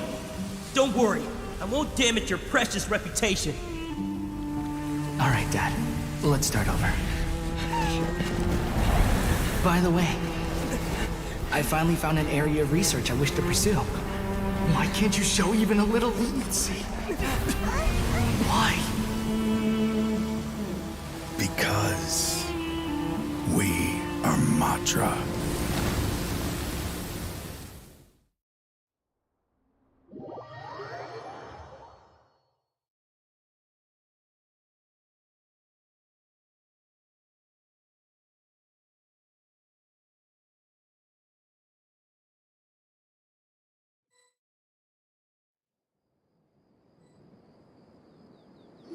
Huh? The Court of Desolation has... Just as Taj said, that place had caused too many disasters and tragedies. Being buried in quicksand is its rightful end.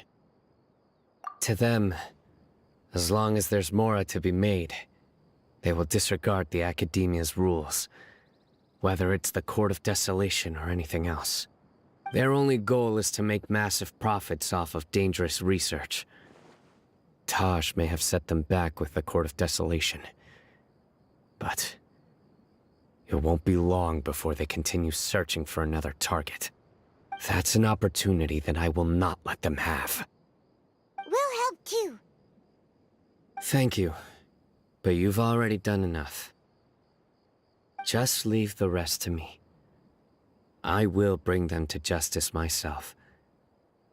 Besides, I promised you that I would sweep away any potential danger. So, that's what I'm going to do. Wait for me at Caravan Rebop 4 days from now.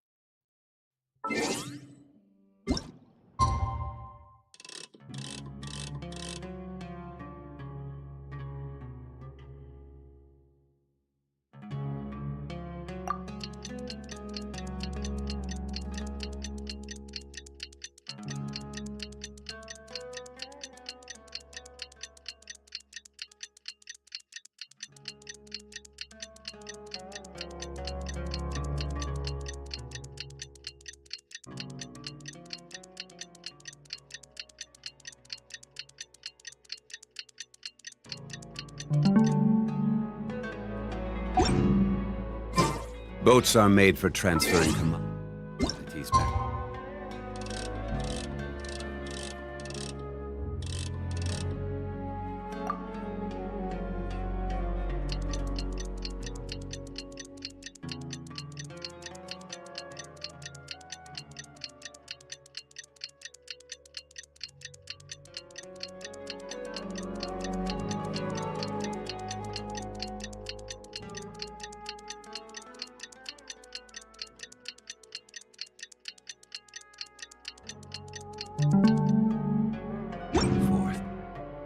We meet again.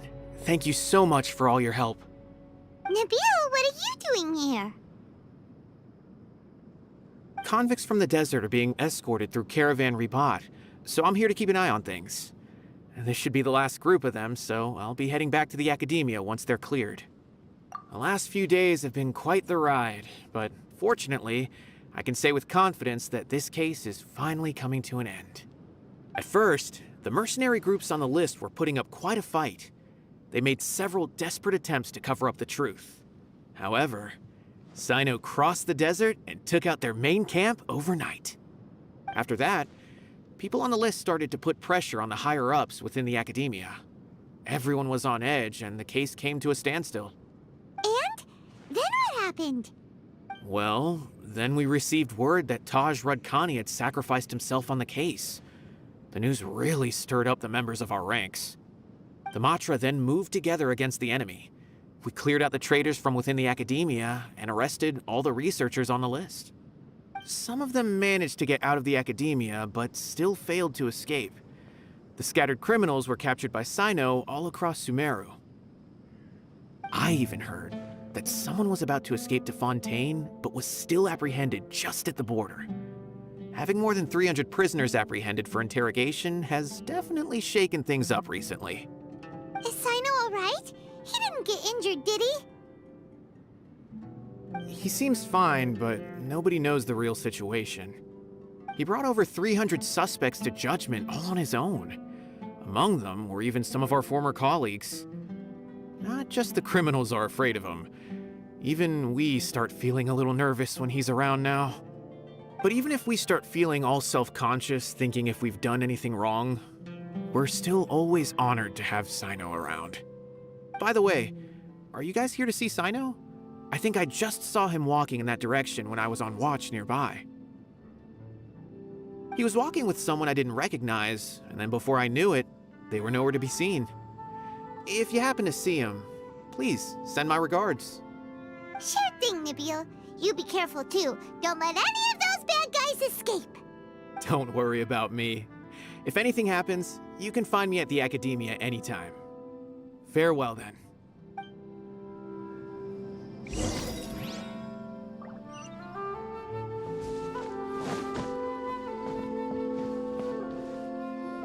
Trying to single-handedly bring 300 people to justice must feel pretty exhilarating. I'm aware. However, I learned something unexpected during interrogation. Apparently, someone had enticed Murtada Radkani into becoming interested in researching the Court of Desolation. Murtada had lived in his father's shadow all his life. Naturally, he wanted to conduct research that would seem groundbreaking and significant.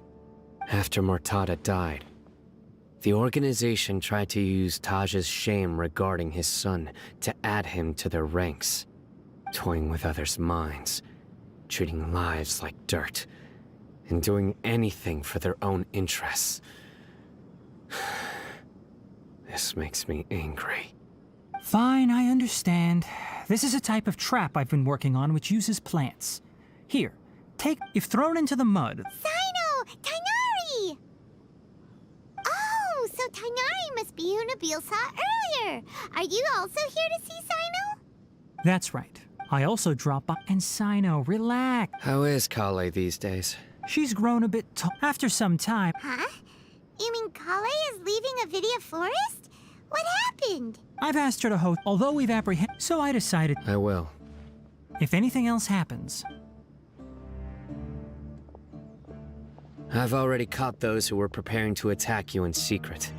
Even if some criminals did slip through our fingers, They wouldn't know that you were involved in the case.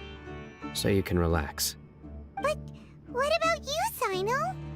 It's still not time for me to rest yet. Those who died have fulfilled their wishes, but those who are alive must continue pressing forward.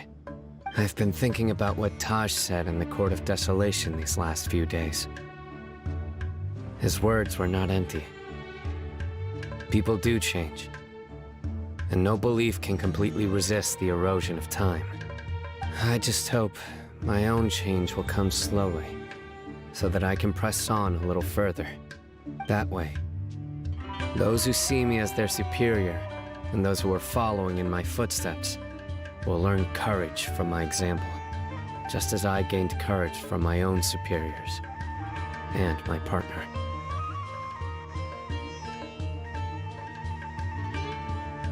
I'll be fine.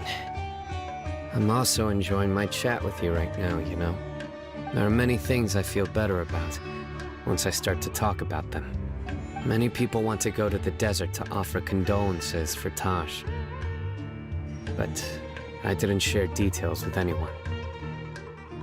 I'd prefer to avoid revealing the location of the Court of Desolation. One day, I'll gather some flowers that grow in arid desert conditions. And then, I was hoping you'd join me in planting them on the remains of the Court of Desolation.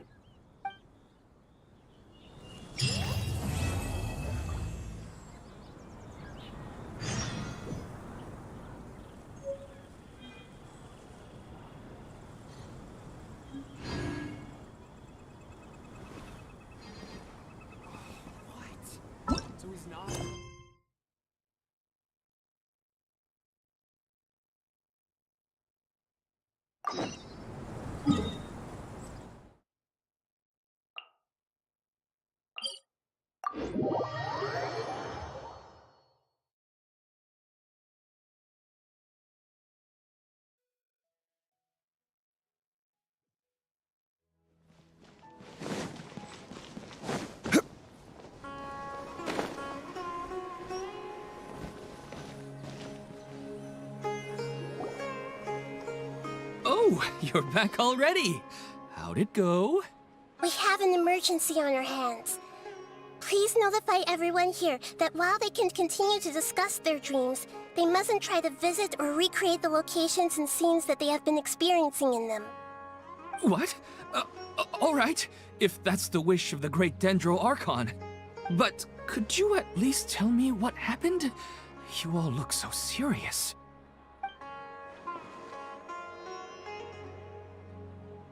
I see. I never knew even a dream could be so dangerous. Don't worry. I'll be sure to notify all the event participants and inform the other staff members about what has happened. Using the event registration list, I should be able to contact more people that were interested in dreams and warn them about the situation. Thank you. That would be very helpful. Let me confirm if all of today's participants are still here. Atta has already left. It seemed that he was on his way to make a hammer, so that shouldn't be a problem. Oh, wait a second. Where's Katya? Has anyone seen Katya? Has she already left? Oh, I think she already left. She said there was somewhere she wanted to go. Oh no. Did she want to look for the place from her dreams too? Can you tell us where she went? Yes, she did briefly mention it. Somewhere near Chatrakam Cave. Alright, thank you. We'll go look for her. Please help us tell the others not to do anything reckless. Sure thing. Who would have known things would have turned out like this?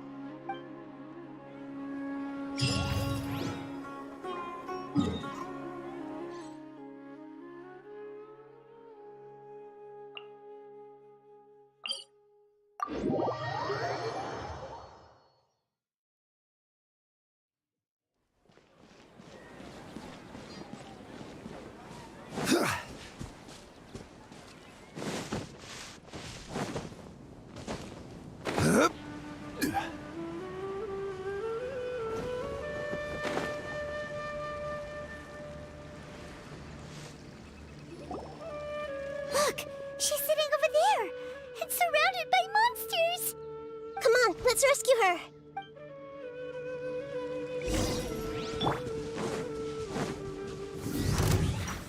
Gather! Hey!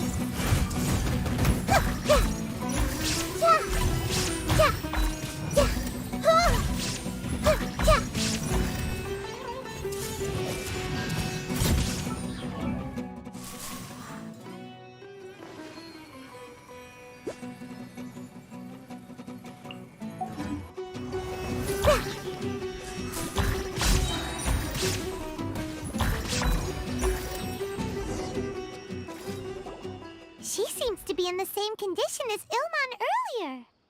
Yes, but luckily she hasn't been injured or jolted awake yet. Let's carefully move her somewhere safer. See you tomorrow, Professor Aisha. Huh? Why am I back here again? Dreaming? But what about Professor Aisha? Oh, I see. It was all just a dream. Well, that makes sense. After all, it hasn't changed a single bit. Huh? What's it? Nearly 20 years, and it still hasn't bloomed. Does it have something to do with your dream? Please, tell us what you mean. Sorry. I'm still feeling a little groggy. Please give me a moment here. All right, where to start? Right, this plant. So, Professor Aisha gave me this plant just before she left. She was a good friend of my parents, and my first real tutor. She was also an outstanding Amorta researcher. In addition to her extraordinary academic talents, she was also skilled in combat, and would accept lots of work from the Adventurers Guild. Oh, so you mean she's left on an adventure? Yes. When I was about 10 years old, she told me that she must go look for the secrets of the Abyss, and that she would be gone for a long time. I grabbed hold of her and wouldn't let go. I didn't know what the Abyss was. I just knew that she was like family to me. She hugged me, and we cried for some time until I fell asleep. When I woke up, I was already back home. She still decided to leave, but had left behind a letter for me saying that I was the person she cared for most in this world. She claimed that investigating the Abyss could help more ordinary people protect the people and things they care about. She had obtained some important evidence during her past adventures. If she didn't set off right away, she might miss the perfect opportunity. Guess Ad Astra Abyssosque isn't just a slogan. She left a seed in the letter, telling me that if it sprouted and bloomed, then she'd come back no matter what sort of risky situation she was in. She said she looked forward to seeing me all grown up. But strangely, I've tried watering it, feeding it, everything I could think of. But I've never been able to get it to bloom. I even went to ask the Amorta researchers, and they couldn't explain it either. May I have a look at the plant? Of course. I was hoping the great Dendro Archon could help me solve this problem. Let me see.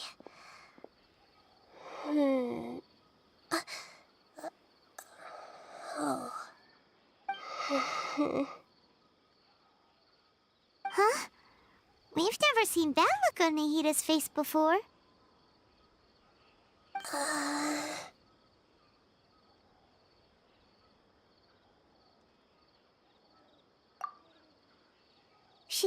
She looks a little unwell. Hold on, we'll be right back.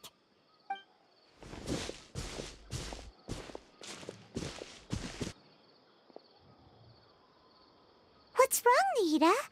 You can't tell what's wrong with the plant either?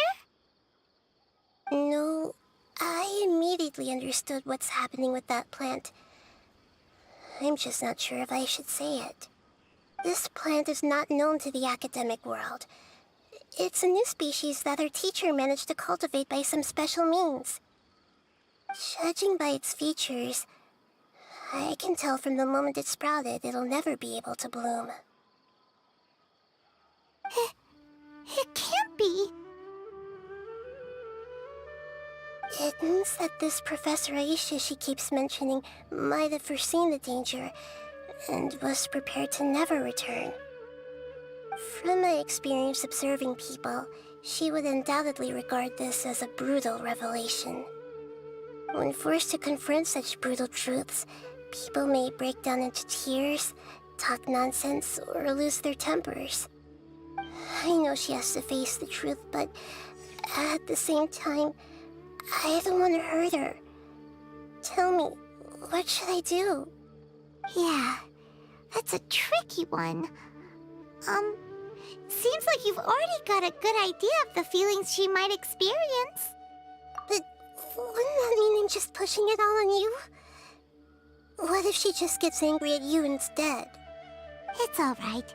There are all kinds of people, and the examples you observed are just the most extreme cases. Okay. Thank you. Let's go back and tell her.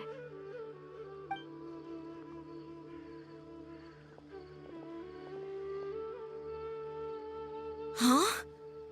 It'll never bloom? But how's that possible? If a plant is unable to bloom, doesn't that mean it can't reproduce either? All that's left for it to do is slowly wither away. Are you saying she never intended to return? Seriously? So everything she said was a lie? But she meant well. Since the separation was inevitable, she hoped that you would be able to come to grips with such a cruel parting a little later in life. Yeah, her love, care, and attention to you, all those warm moments were real. I guess she had hoped that you could understand and respect her choice after learning the truth. I see. Sorry, I don't want to sound ungrateful, but it's just so much to take in. The dreams are so beautiful. Yet reality is heartlessly cold. I really thought she had come back. I had so much to tell her. These dreams may not be as pure and beautiful as they seem. Some kind of power may be exploiting your feelings. Really? Yes. So with that in mind, until our investigation is completed, please return to the event and ignore any further temptations from your dreams. I see. Thank you for rescuing me, and sorry for the trouble.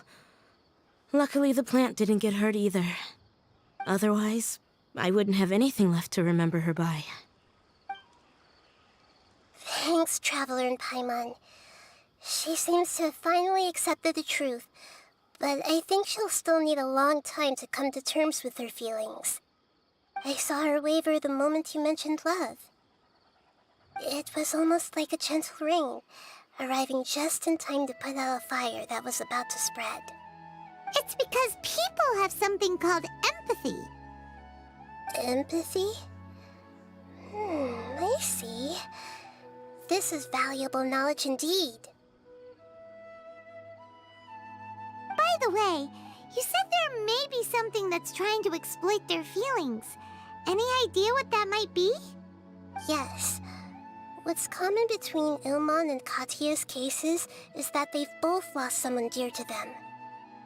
And now, they get to meet the people they cherish in their dreams again, and the people feel more real than anything a regular dream could hope to create. Instead of interpreting it as a result of their longing, I have to consider a more antagonistic explanation. Someone is taking advantage of their longing. Yeah, they're just causing these people to dream. What are they after? This is exactly what we need to investigate. Anyway, let's pay another visit to a moment of dreams. I have a bad feeling about all this. I hope things haven't gotten any worse.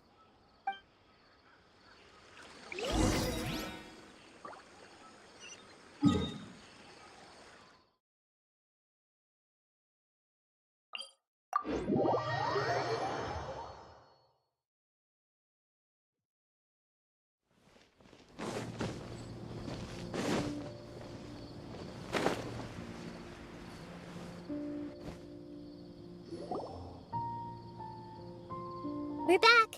How's everything here? I am so sorry, Great Dendro Archon. We're still trying to figure out how to explain the whole thing to everyone. Because of your warning, we've brought dreamers here even if they were completely unaware of the danger. But some of them have already fallen asleep, and they haven't woken up for a long time. I fear there's nothing we can do about it. A moment of dreams is just a small interest group. We don't have enough staff members to handle this. Just as I expected. It seems my guess was correct. It's the Dendro Archon. She's back. What happened? Why have we been gathered here? Many of you here have been experiencing some beautiful dreams. But I'm sorry to tell you that based on our investigation, there's some kind of conspiracy behind them. Before we learn the truth, please don't try to recreate the scenes in your dreams. Whatever you see, don't be tempted by them. Huh? But... I don't think it's a big deal. Aren't we just dreaming? It's not like dreams will have an effect on others. We've already met 2 people who ran off to the countryside alone and got caught in dangerous situations by falling to the temptations in their dreams. That's right! These aren't just dreams! It's serious! All right, I get it.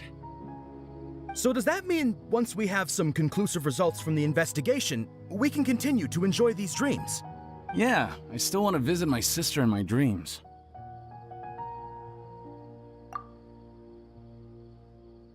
I'm sorry if what I'm about to say sounds a little offensive, Great Dendro Archon, but we had a discussion with the folks who just arrived here.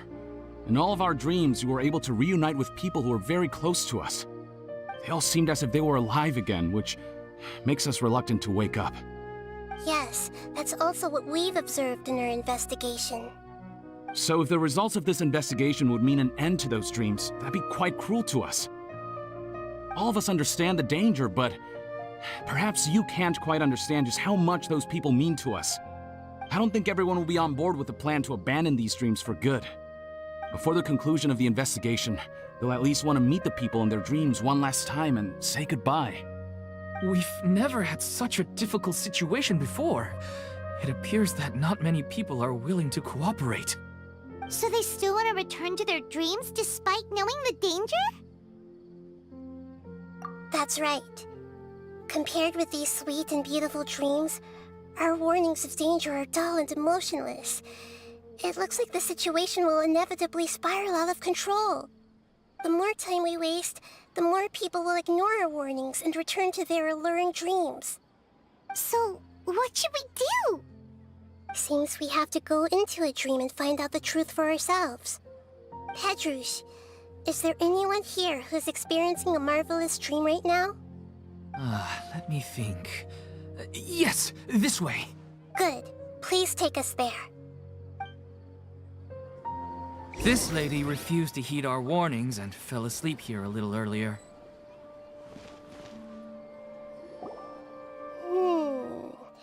She's only asleep and hasn't started sleepwalking. It seems she hasn't sunk too deep into her dream yet. Do we also need to fall asleep if we want to go into her dream? Don't worry about that.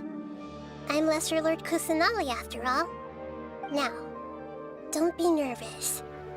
Just close your eyes. Imagine yourselves as waves gradually rolling onto the beach. You slowly wash over the shore and sink into the sand.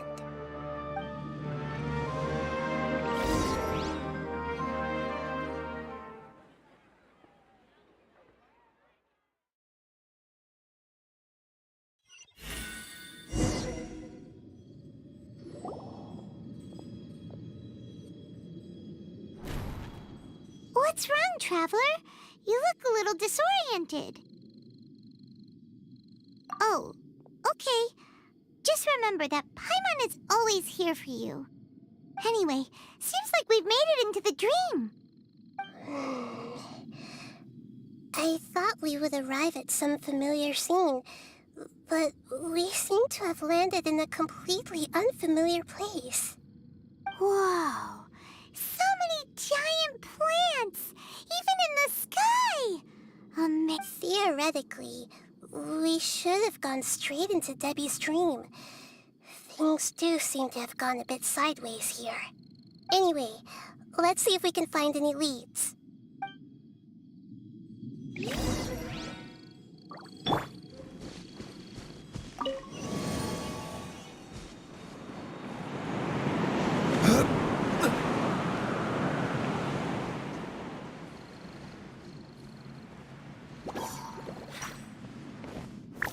Stabilize! Illusion shattered! I see everything! Yeah! Huh. Yeah! Yeah! Huh. Everyone hold hands! There is no escape! Ha! Solidify!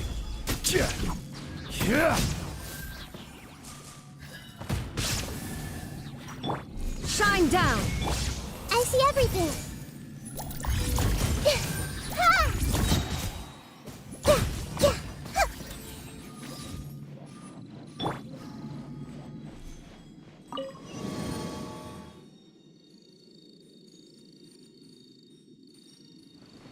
huh.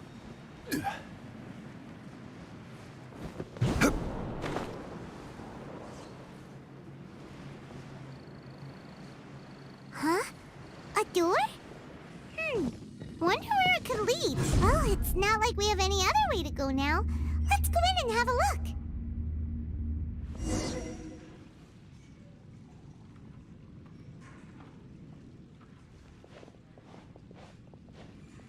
Hey, this place looks familiar. Isn't it Puspa Cafe? Oh, Paimon sees Debbie. She's right over there. Looks like we've come to the right place. These alluring dreams often portray a scene from real life, which concurs with our previous findings. Really? But what about that space we were in just now? You can't mean this is another collective dream? Yes. Given that so many people have been experiencing these beautiful dreams, I would say it's very likely that they're interconnected. Compared to an interconnected dream, independent individual dreams would be much harder to manage and manipulate. Ah, Paimon gets it now. Well, let's go talk with Debbie. Oh, but there are some other people next to her. Are they dreaming too? If this space is exclusive to Debbie's dream, then the others beside her are most likely the people she cherishes. Anyway, we should confirm that first, just to be sure. Huh. How do we do that? Just leave it to me.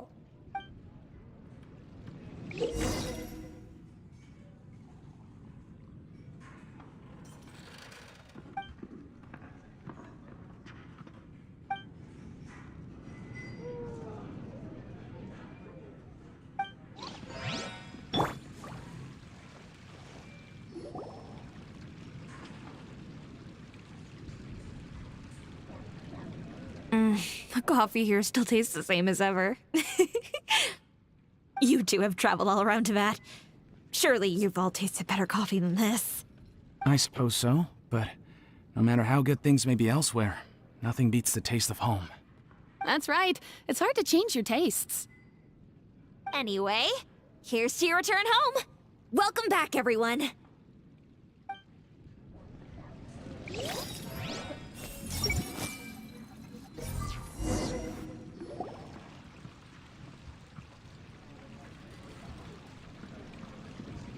Huh. How could they be? Well, I guess it doesn't matter. Huh? She sounds a little hesitant. I've confirmed that this dream belongs only to Debbie, because I'm unable to hear the thoughts of the other two people with her. So, this is the power of the Dendro Archon? Paimon had better watch her thoughts from now on. Don't worry. I don't often use my powers like this. It's rather impolite. Alright, I need to get myself ready. It won't be easy to break it to her, but there's no avoiding it now. The Great Dendro Archon! What brings you here? I'm sorry to interrupt your celebration, but have you noticed that what's happening here doesn't quite match up with your memories? I don't quite understand, Great Dendro Archon. What do you mean? I get it. The Dendro Archon is trying to say that it's a once-in-a-lifetime opportunity that we're able to gather here. Hey, how about a cup of coffee for all of you? My treat. We just returned from a fruitful adventure. Memories. A once-in-a-lifetime opportunity? Think carefully. You of all people should know what really happened to them. Are you sure that meeting here and chatting the day away like this isn't just a product of your own wishful thinking? Yes. The reports from the Steambird were true. The ship they were on struck a reef and sank. And I never heard from Basima and Gaspar again. Hey, come on now. What are you talking about, Debbie? Yeah, trust your memories. Nothing you see here is real. I get it now. This is a dream, isn't it? But since it's my dream, it doesn't matter if this is real or not. I enjoy the way things are here. I no longer have to face the tragedies of real life. These friends mean the world to me. Nobody else can understand me like they do. There's nothing wrong with continuing this dream. Is there? I'm worried that if you were to continue dreaming like this, the lines between dreams and reality will gradually become too blurred for you. These dreams will always give you what you want, while reality remains full of pain and difficult situations. If you're not careful, you can get hurt. Don't worry. I still have control. I won't let it go that far. Are you sure? Hey, how about we put all this troublesome stuff aside and get back to our coffee and snacks, Whether it's just a dream or real life, you should be happy. You can't just brush off something like this. We don't even know how you people got here or where you even came from. Sorry. Paimon didn't mean to upset anyone. No, it's all right. I understand that you're just trying to look out for me. It seems that for now, this place is still relatively harmless for you. But I wonder if there's any way to go deeper into the dream. Huh. Now that you mention it, I once heard a strange voice tell me that there's an entrance here. I'm not interested in checking it out at the moment, but maybe I'll go in and have a look later. Okay. Thanks for your help. Just as I expected, we're only on the surface of this dream. Let's go.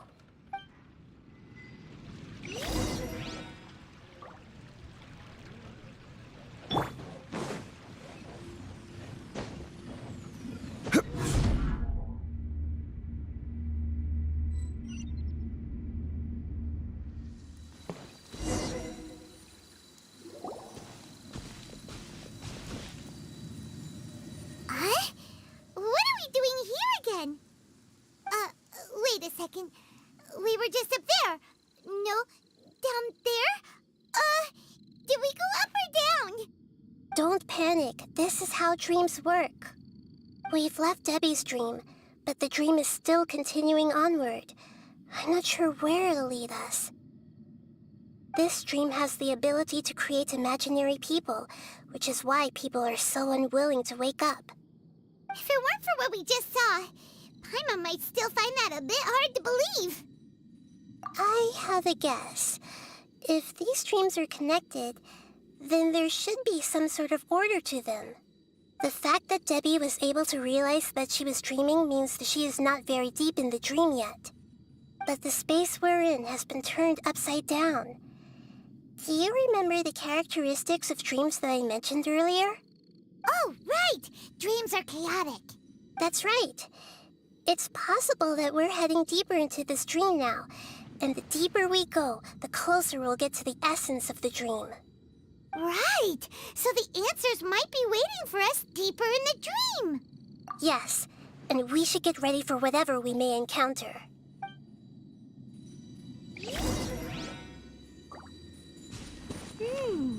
It looks like we may need to put something inside there.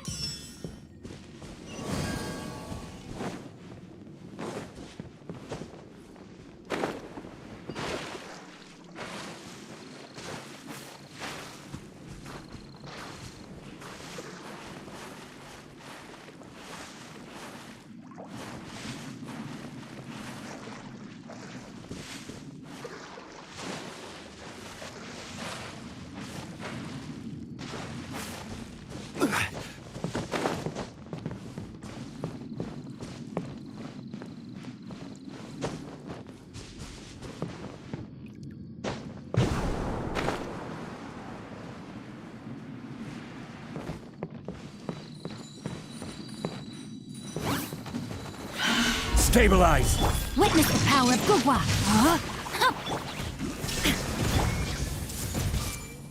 Make yourselves at home. Yeah. Yeah. Yeah. Yeah. Yeah. Gather! No, my sword. Everyone hold hands.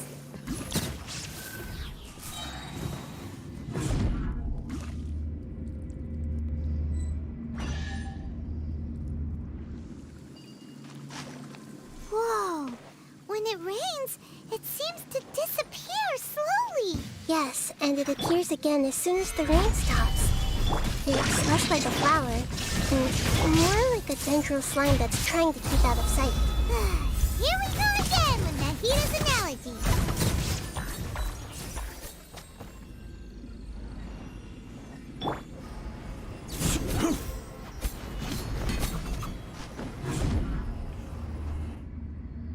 Huh? Are we back up here again? Wait. Paimon's confused. Are we up here or down there? Good thing we didn't fall. Yes, we did. We just fell upwards. That's not helping, Nahida! Paimon has no clue what's going on anymore.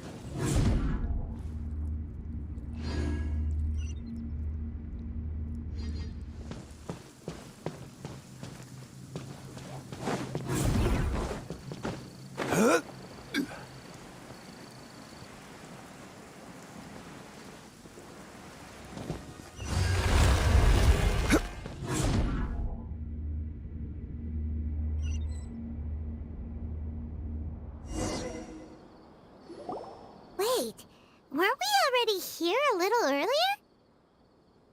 This is probably Ilmon's dream. Huh? Why would he start dreaming again? Yes, but it seems that the danger isn't enough to stop him from longing for his wife. Based on what we've learned so far, he must be sleeping more deeply for his dreams to appear here. But fortunately, he already knows this from before, so hopefully we'll be able to wake him up.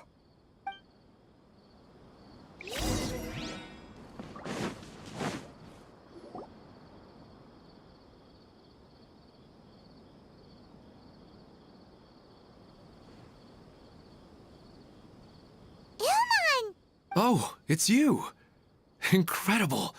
I didn't know you would appear in my dream, too. Did you say dream?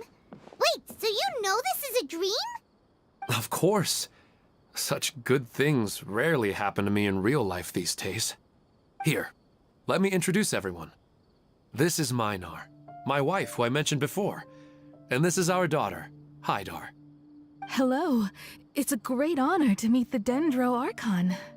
Whoa, Dad! You know the Dendro Archon? That's amazing! And what's this?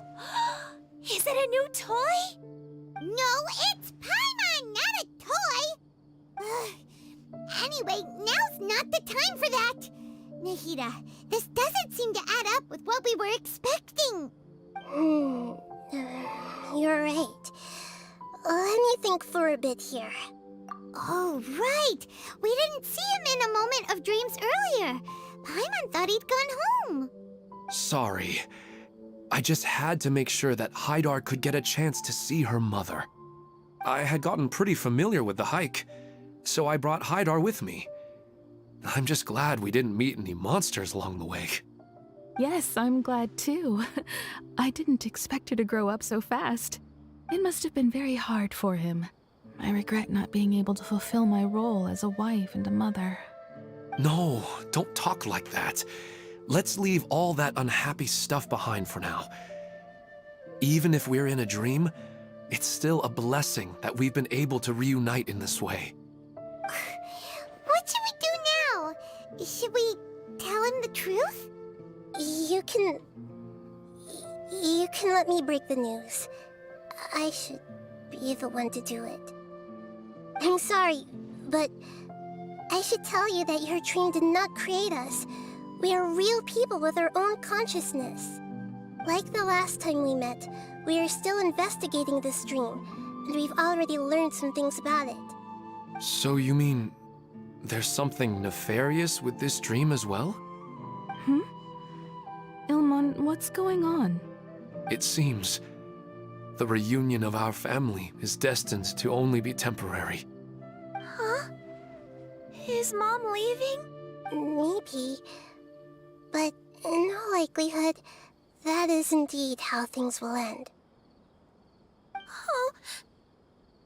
No, Mom, you can't leave! I'm afraid I don't quite understand what's going on. Don't worry, Haidar. Mom's not going anywhere. Please, don't cry. Minar doesn't understand any of this.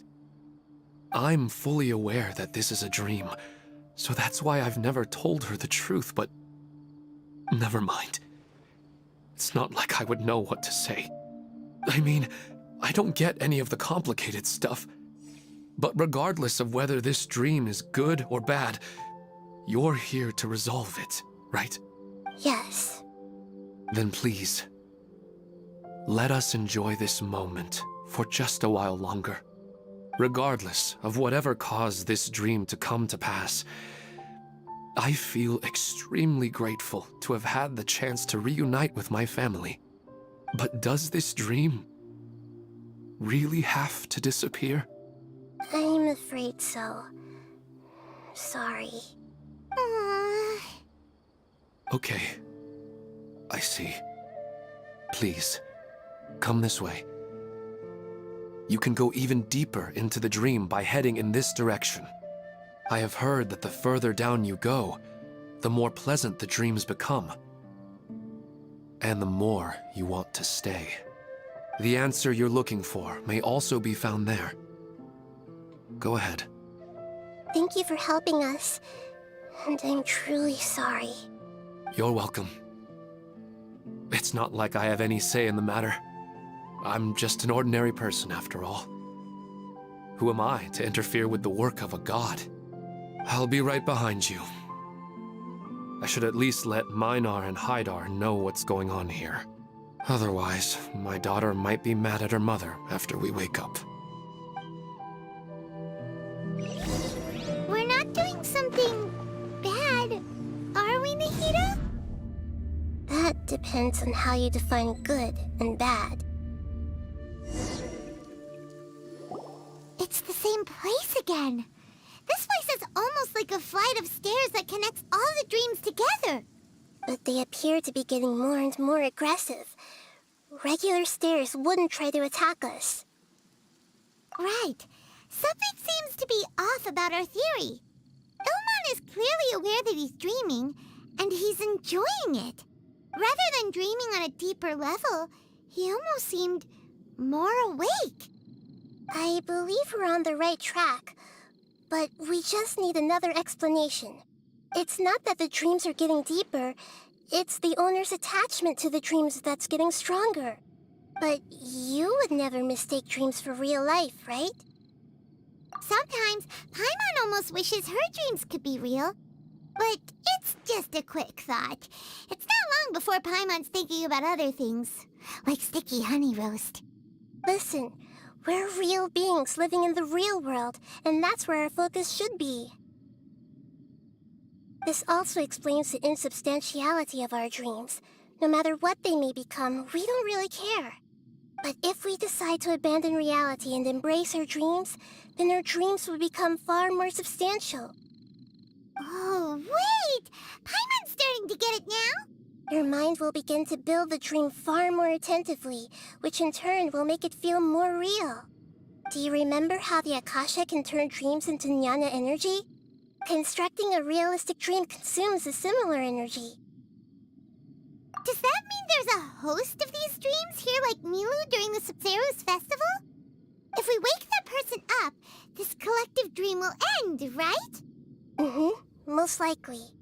But the collective dream in Sumeru City was created by the Akasha, and now the Akasha has been turned off. This has nothing to do with the Aranara, and humans are not capable of creating a collective dream, which means... Huh? So, did someone manage to restart the Akasha? That's impossible. But they are probably a scholar of the academia who had a close connection with the Akasha. Even so, how did they manage to do it? And how did they choose the host? Yeah, we haven't gotten to the end yet. Once we know their motive, all the questions will resolve themselves.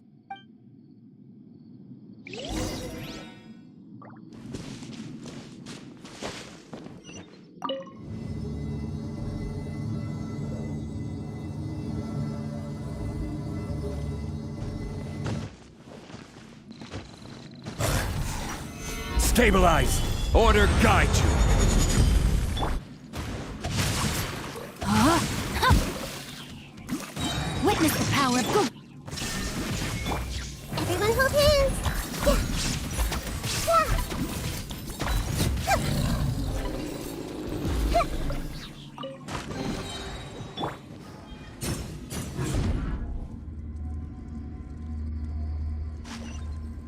Yeah!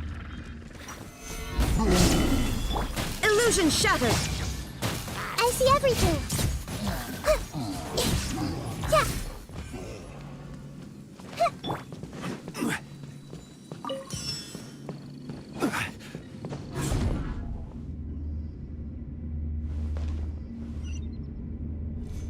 All the water that used to be here has turned into rain. Then let's get through here before the water level rises.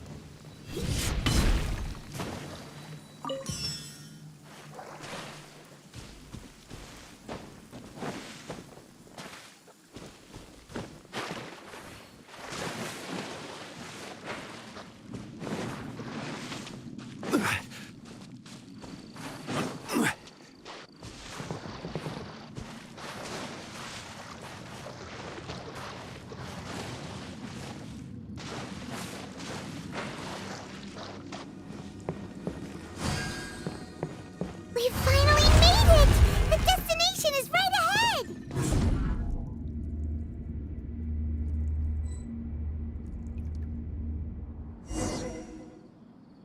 Wow! A new place!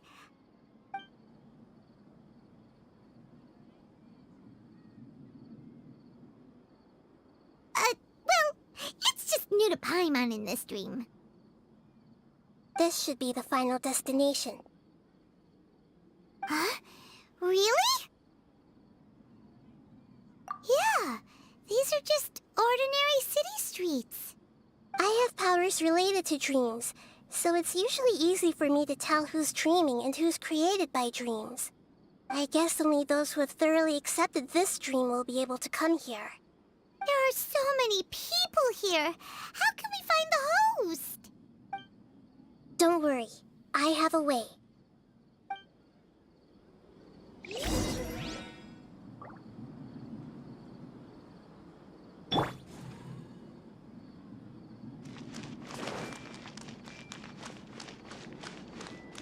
Hey!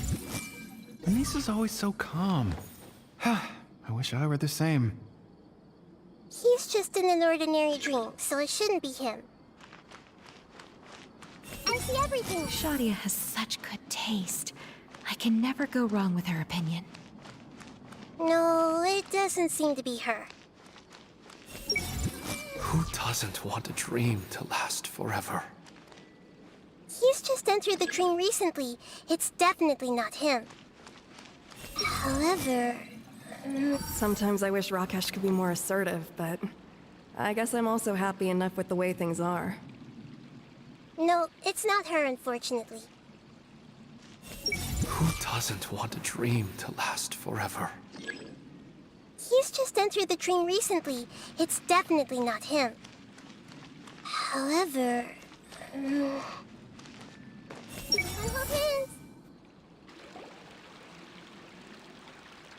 You know, I've heard that plants grow better if you play music for them.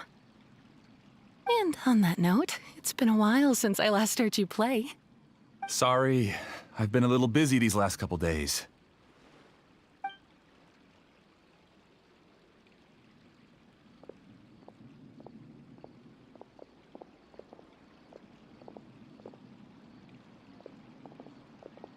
Oh, the Dendro Archon. What a pleasant surprise. Oh, welcome, great Dendro Archon. And your companions, too. Welcome. I'm Amira. I run the flower shop here. And this is my husband, Moses. Yes, how may we help you? You already know all about me. There's no need for all the pleasantries. Perhaps I should call you the dream's owner? As expected of the Dendro Archon. I'm sorry, Amira. It seems my research has attracted the Dendro Archon's attention. Why don't you go back to the flower shop? I'll come help you a little later. Okay, of course, dear. I'll see you later.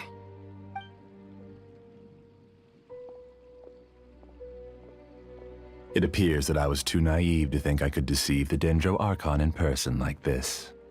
To avoid looking like too much of a fool, allow me to ask the first question. How well would you say you understand this dream? This dream was built by the Akasha, and it has the power to create imaginary people who no longer exist in the real world. As for you, you found a unique way to become the owner of this dream, going so far as to have even given up the ability to wake up again. Given up the ability to wake up? Impressive! You truly are the embodiment of wisdom. Please, tell me how you were able to arrive at such a conclusion. In return, I'll answer the question you're most curious about. It's simple. Apart from you, this space only consists of real people who are dreaming and imaginary people who are created here. Although you are here and appear no different from the others, I can't sense your dream. How can I wake up a person who's already awake? Fascinating. Since you're the fully awake owner of this dream, it can never collapse from you waking up. Theoretically, this should also give you absolute control over this place. I have to admit, it really doesn't get much better than that. But even knowing all of that, one question remains. How did you do it? Isn't the answer right in front of you, great Dendro Archon? It's because I've dedicated my entire reality to this dream. I uploaded my entire consciousness into the Akasha when it was still running. Actually, this all started because of an accident. My original goal was not about the Akasha or a collective dream. No. You were motivated above all to create a hyper-realistic person. The desire to reconnect with a real loved one is the one shared sentiment between all our dreamers. That's right. However, human models are too complicated. Only the Akasha has a jnana energy supply powerful enough for me to generate and sustain my models. The Akasha is truly magnificent. If I siphoned a minuscule amount of its energy, nobody would even notice. And even this minuscule amount of energy was already more than enough for my purposes. Even using just crude methods, I was still able to train a fairly realistic person. I named my first work Amira. Huh? You mean the girl we just saw? She and I entered the academia on the same day. Starting with admission procedures, we bumped into each other 6 times on just that first day. And because of that one day, we eventually went on to fall in love. We studied, conducted research, and made breakthroughs together. Our rhythm was always in step. I felt like we were 2 separate bodies that shared the same heart. However, Elazar later took her from me. Yes, I need more training samples to perfect Amira's personality. I found their details in the Akasha's database. Using the pretext of testing for mental health disorders, I implanted signaling devices in their bodies. This way I could connect them to a network, and Amira could feel their yearning. Little by little, they helped her to grow and develop a warm, human personality. To improve my efficiency and allow myself to focus on nothing but my research, I uploaded my consciousness as well, and became a part of the network. So, technically speaking... Yes, because the Akasha was suddenly turned off, I lost all of my jnana energy. I became imprisoned in the very network I had constructed. At first, I panicked. But, after coming to grips with the situation... That means everyone in the network... That's all there really is to it. I don't think I'm doing anything wrong. I provide a beautiful dream, and in return, they can wake up anytime they wish. People need to sleep at— I agree. This is the home we spent a great deal of effort on to build for ourselves. Yeah, she's right. We're staying here of our own free will. I don't understand this at all, but I just want to spend— Thank you, dear. Great Dendro Archon, I hope you can understand. You don't need to gather around here. It's all right. The Great Dendro Archon is nothing if not kind and considerate towards her people. Uh-oh. Now he's playing dirty. It seems like I won't need you to answer my last question. You're willing to tell me all your secrets because you have nothing to fear. If you use real people as your weapon and turn them against their Archon, then there's nothing the Archon can do. They just want to be with the people they cherish. I don't think there's anything wrong with me providing them with that opportunity. They don't wish to eternally part with their spouses and friends. What's so wrong about that? If you understood humans a little better, or had also experienced firsthand the absolute devastation of loss, then perhaps you wouldn't be so cold towards us. If you had used your talents and determination for a just cause, you could have become a sage of the new generation.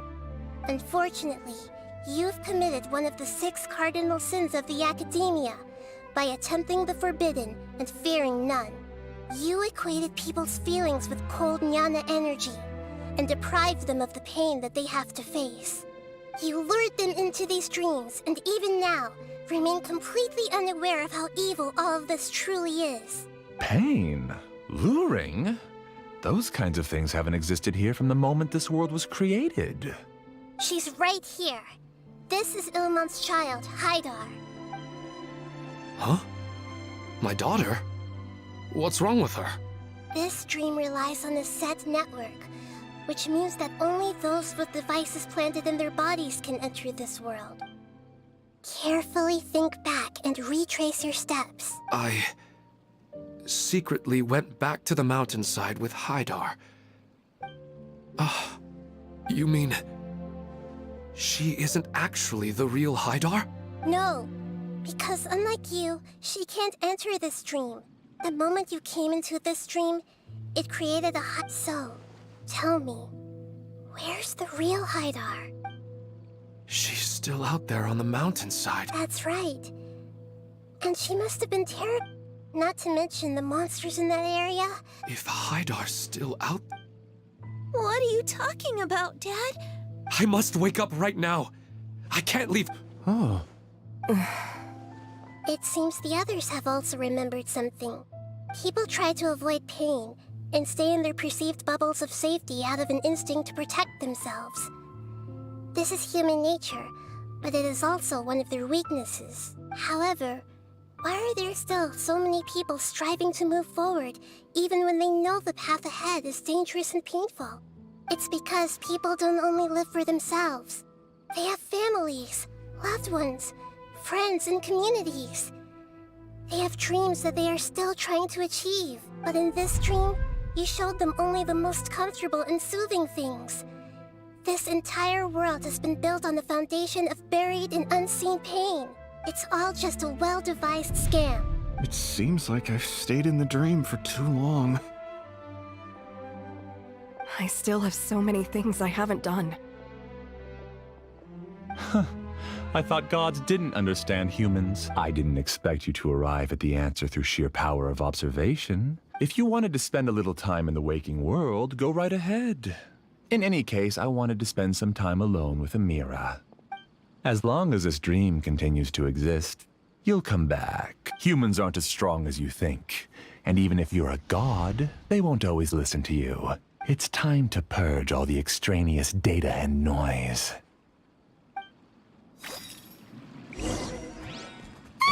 Monsters, be careful!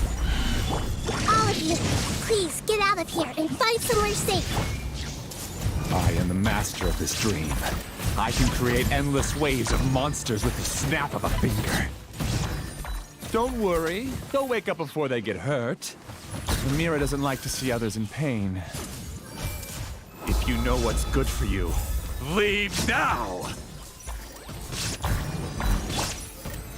together! Witness the power of Guhua! Huh? Huh. Rain out! Hey! Yeah!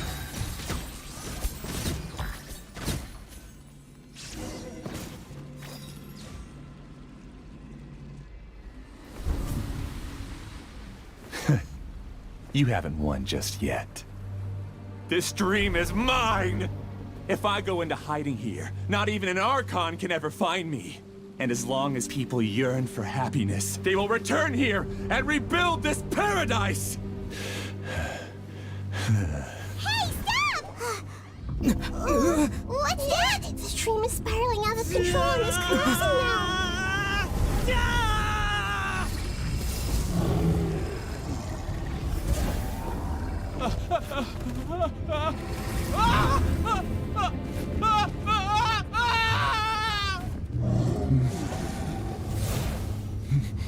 Oh no. Amira! Amira! Amira!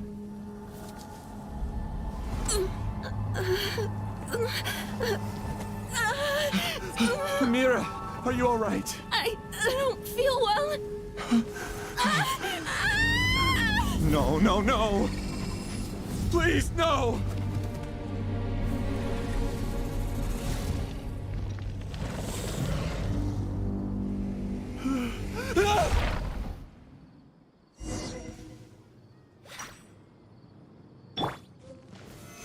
Get away from there! Don't ruin my flowers! What should I do? Where did it go? He left because he doesn't want you anymore.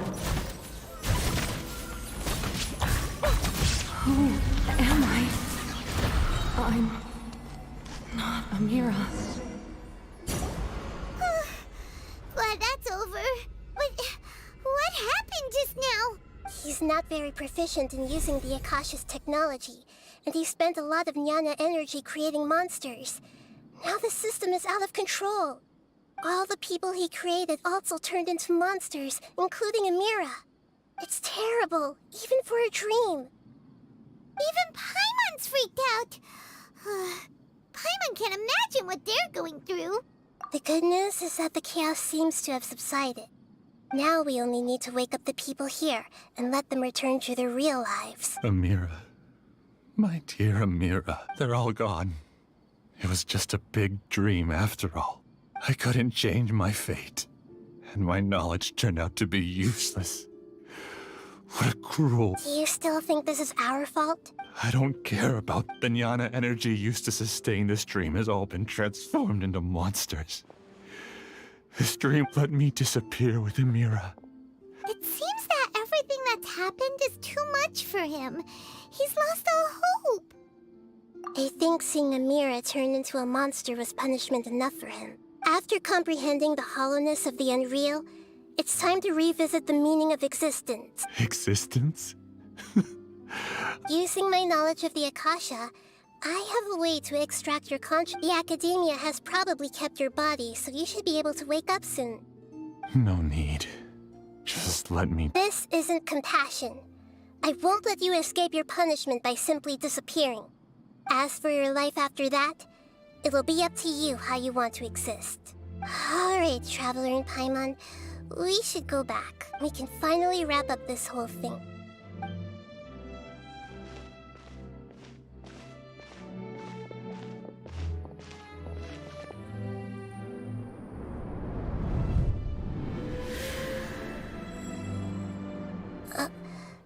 Uh-huh? What's wrong, Nahida? Oh, nothing. Let's tell the people here to gather at a moment of dreams after they wake up.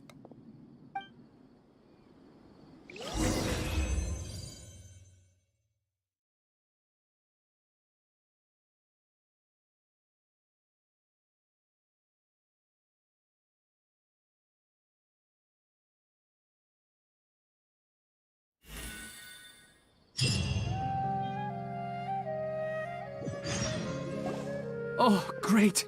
You're awake! Everybody has started to wake up, and we've heard similar reports from around the city as well. From the looks of it, you were able to successfully resolve the issue. Yes, though it took us a good deal of effort. There will be many people gathering here shortly, so please do your best to maintain order. I need to go to the academia with them now, but we'll be back soon. Are we going to ask about that scholar? Yes, but it may take some time for him to wake up after his consciousness returns to his body. We can leave the rest to the Matra.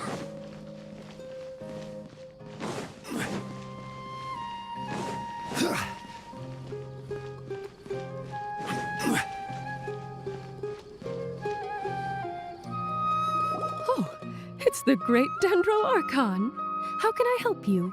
I would like to check the registration records of a Kasharawar scholar. He should be in an unconscious state right now. Okay, just a moment.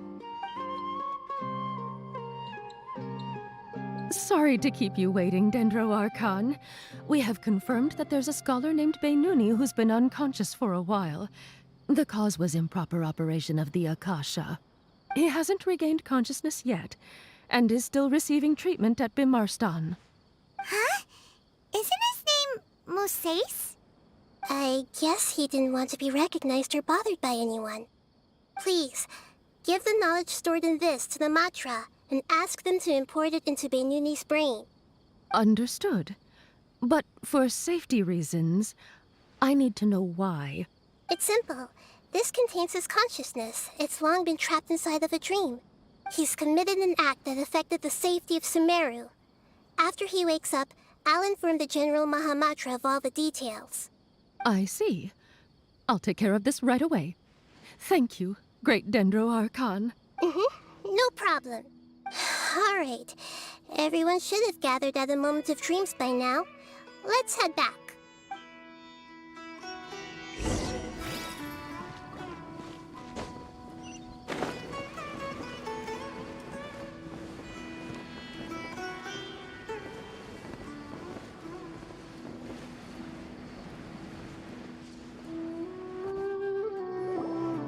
Let's be quiet and just listen in. I wonder what she's going to say. Hello, all of you who have just woken up. I'm sorry for interrupting your beautiful dreams. I may have acted a little cold when handling things in the dream. I sincerely apologize for that. Dreams have amazing power. They inspire us to remain resolute in the face of adversity and help those with aspirations achieve their desires. But dreams also have the potential to exploit people, confuse the senses, and distort the truth. Unfortunately, you are all chosen as prey for an elaborate scheme. As I've said before, I am still learning, and cannot fully empathize with the pain of all the loss you've experienced. But just take a good look around you, and you'll see many other people who have had similar experiences. You should be proud that you've been able to gather here and look toward the future together. The path of life is long, and it's hard for us to see the destination. This leads us to ask a lot of difficult questions. What's the meaning of life? What's the purpose of my existence? Why do I keep experiencing pain and loss? Of course, the most comfortable choice is to stop progressing.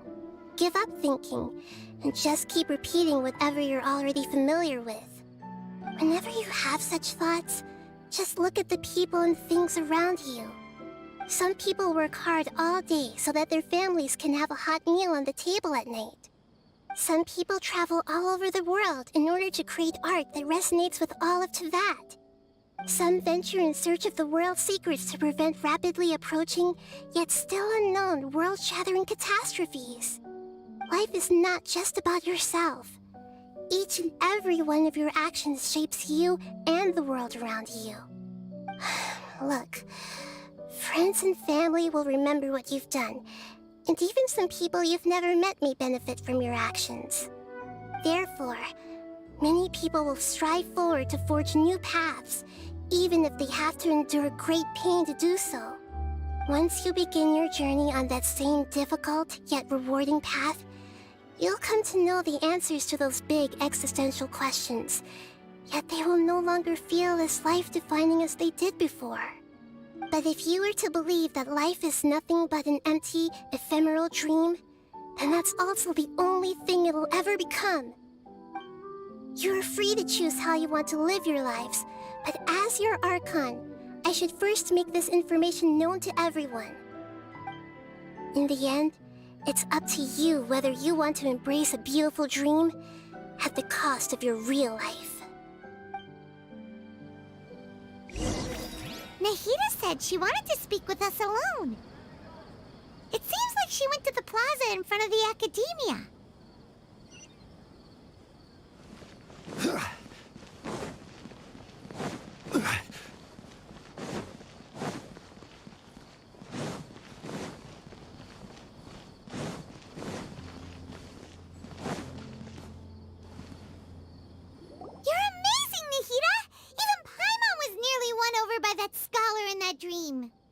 Well, he's very good at manipulating the weaknesses of human nature, but perhaps he himself had fallen prisoner to them long ago. That dream was incredibly beautiful and enticing. Ordinary people couldn't see through it and easily lost themselves within it. But as long as you can still wake up, you can still move forward with your life. Huh? What makes you say that?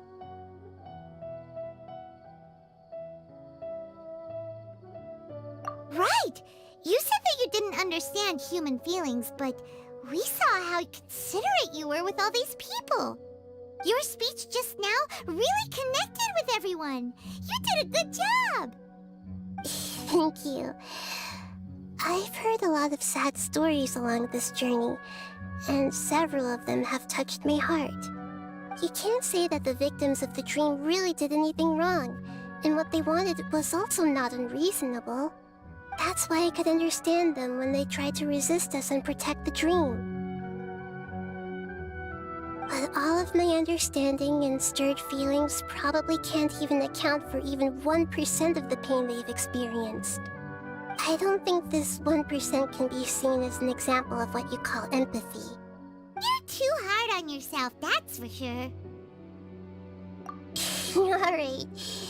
I suppose going out into the world will help my confidence grow.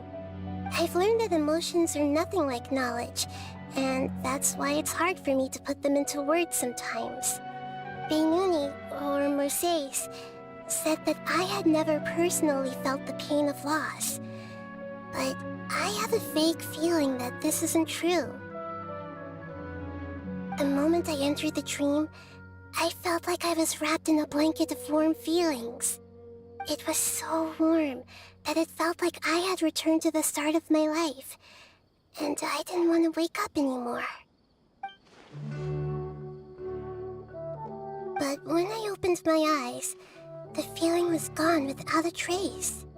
If I have to make an analogy for it, I would say I can no longer see words on a piece of paper after they have been erased, but I can still see the slight indentations of where the words had been written. But now that I've experienced this dream, I think I can say with confidence that I won't dwell too much on the meaning of that warmth. It's enough that I can tell I was once supported by that warmth, and its existence has allowed me to get to where I am today. If I dwell too much on its exact nature, I would be putting the cart before the horse. I gave a speech to inspire my people, so if I were to fail to live up to those words myself, then that would be too embarrassing. Hey,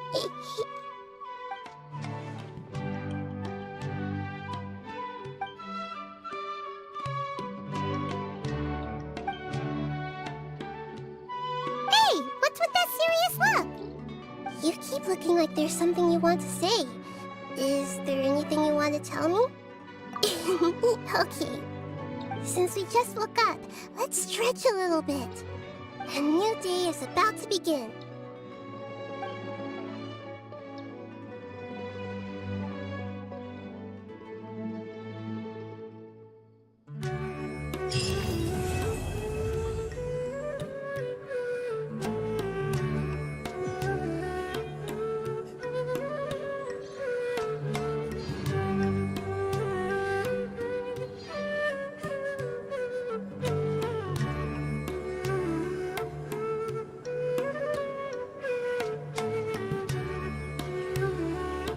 Osmanthus wine tastes the same as I remember. But where are those who share the memory?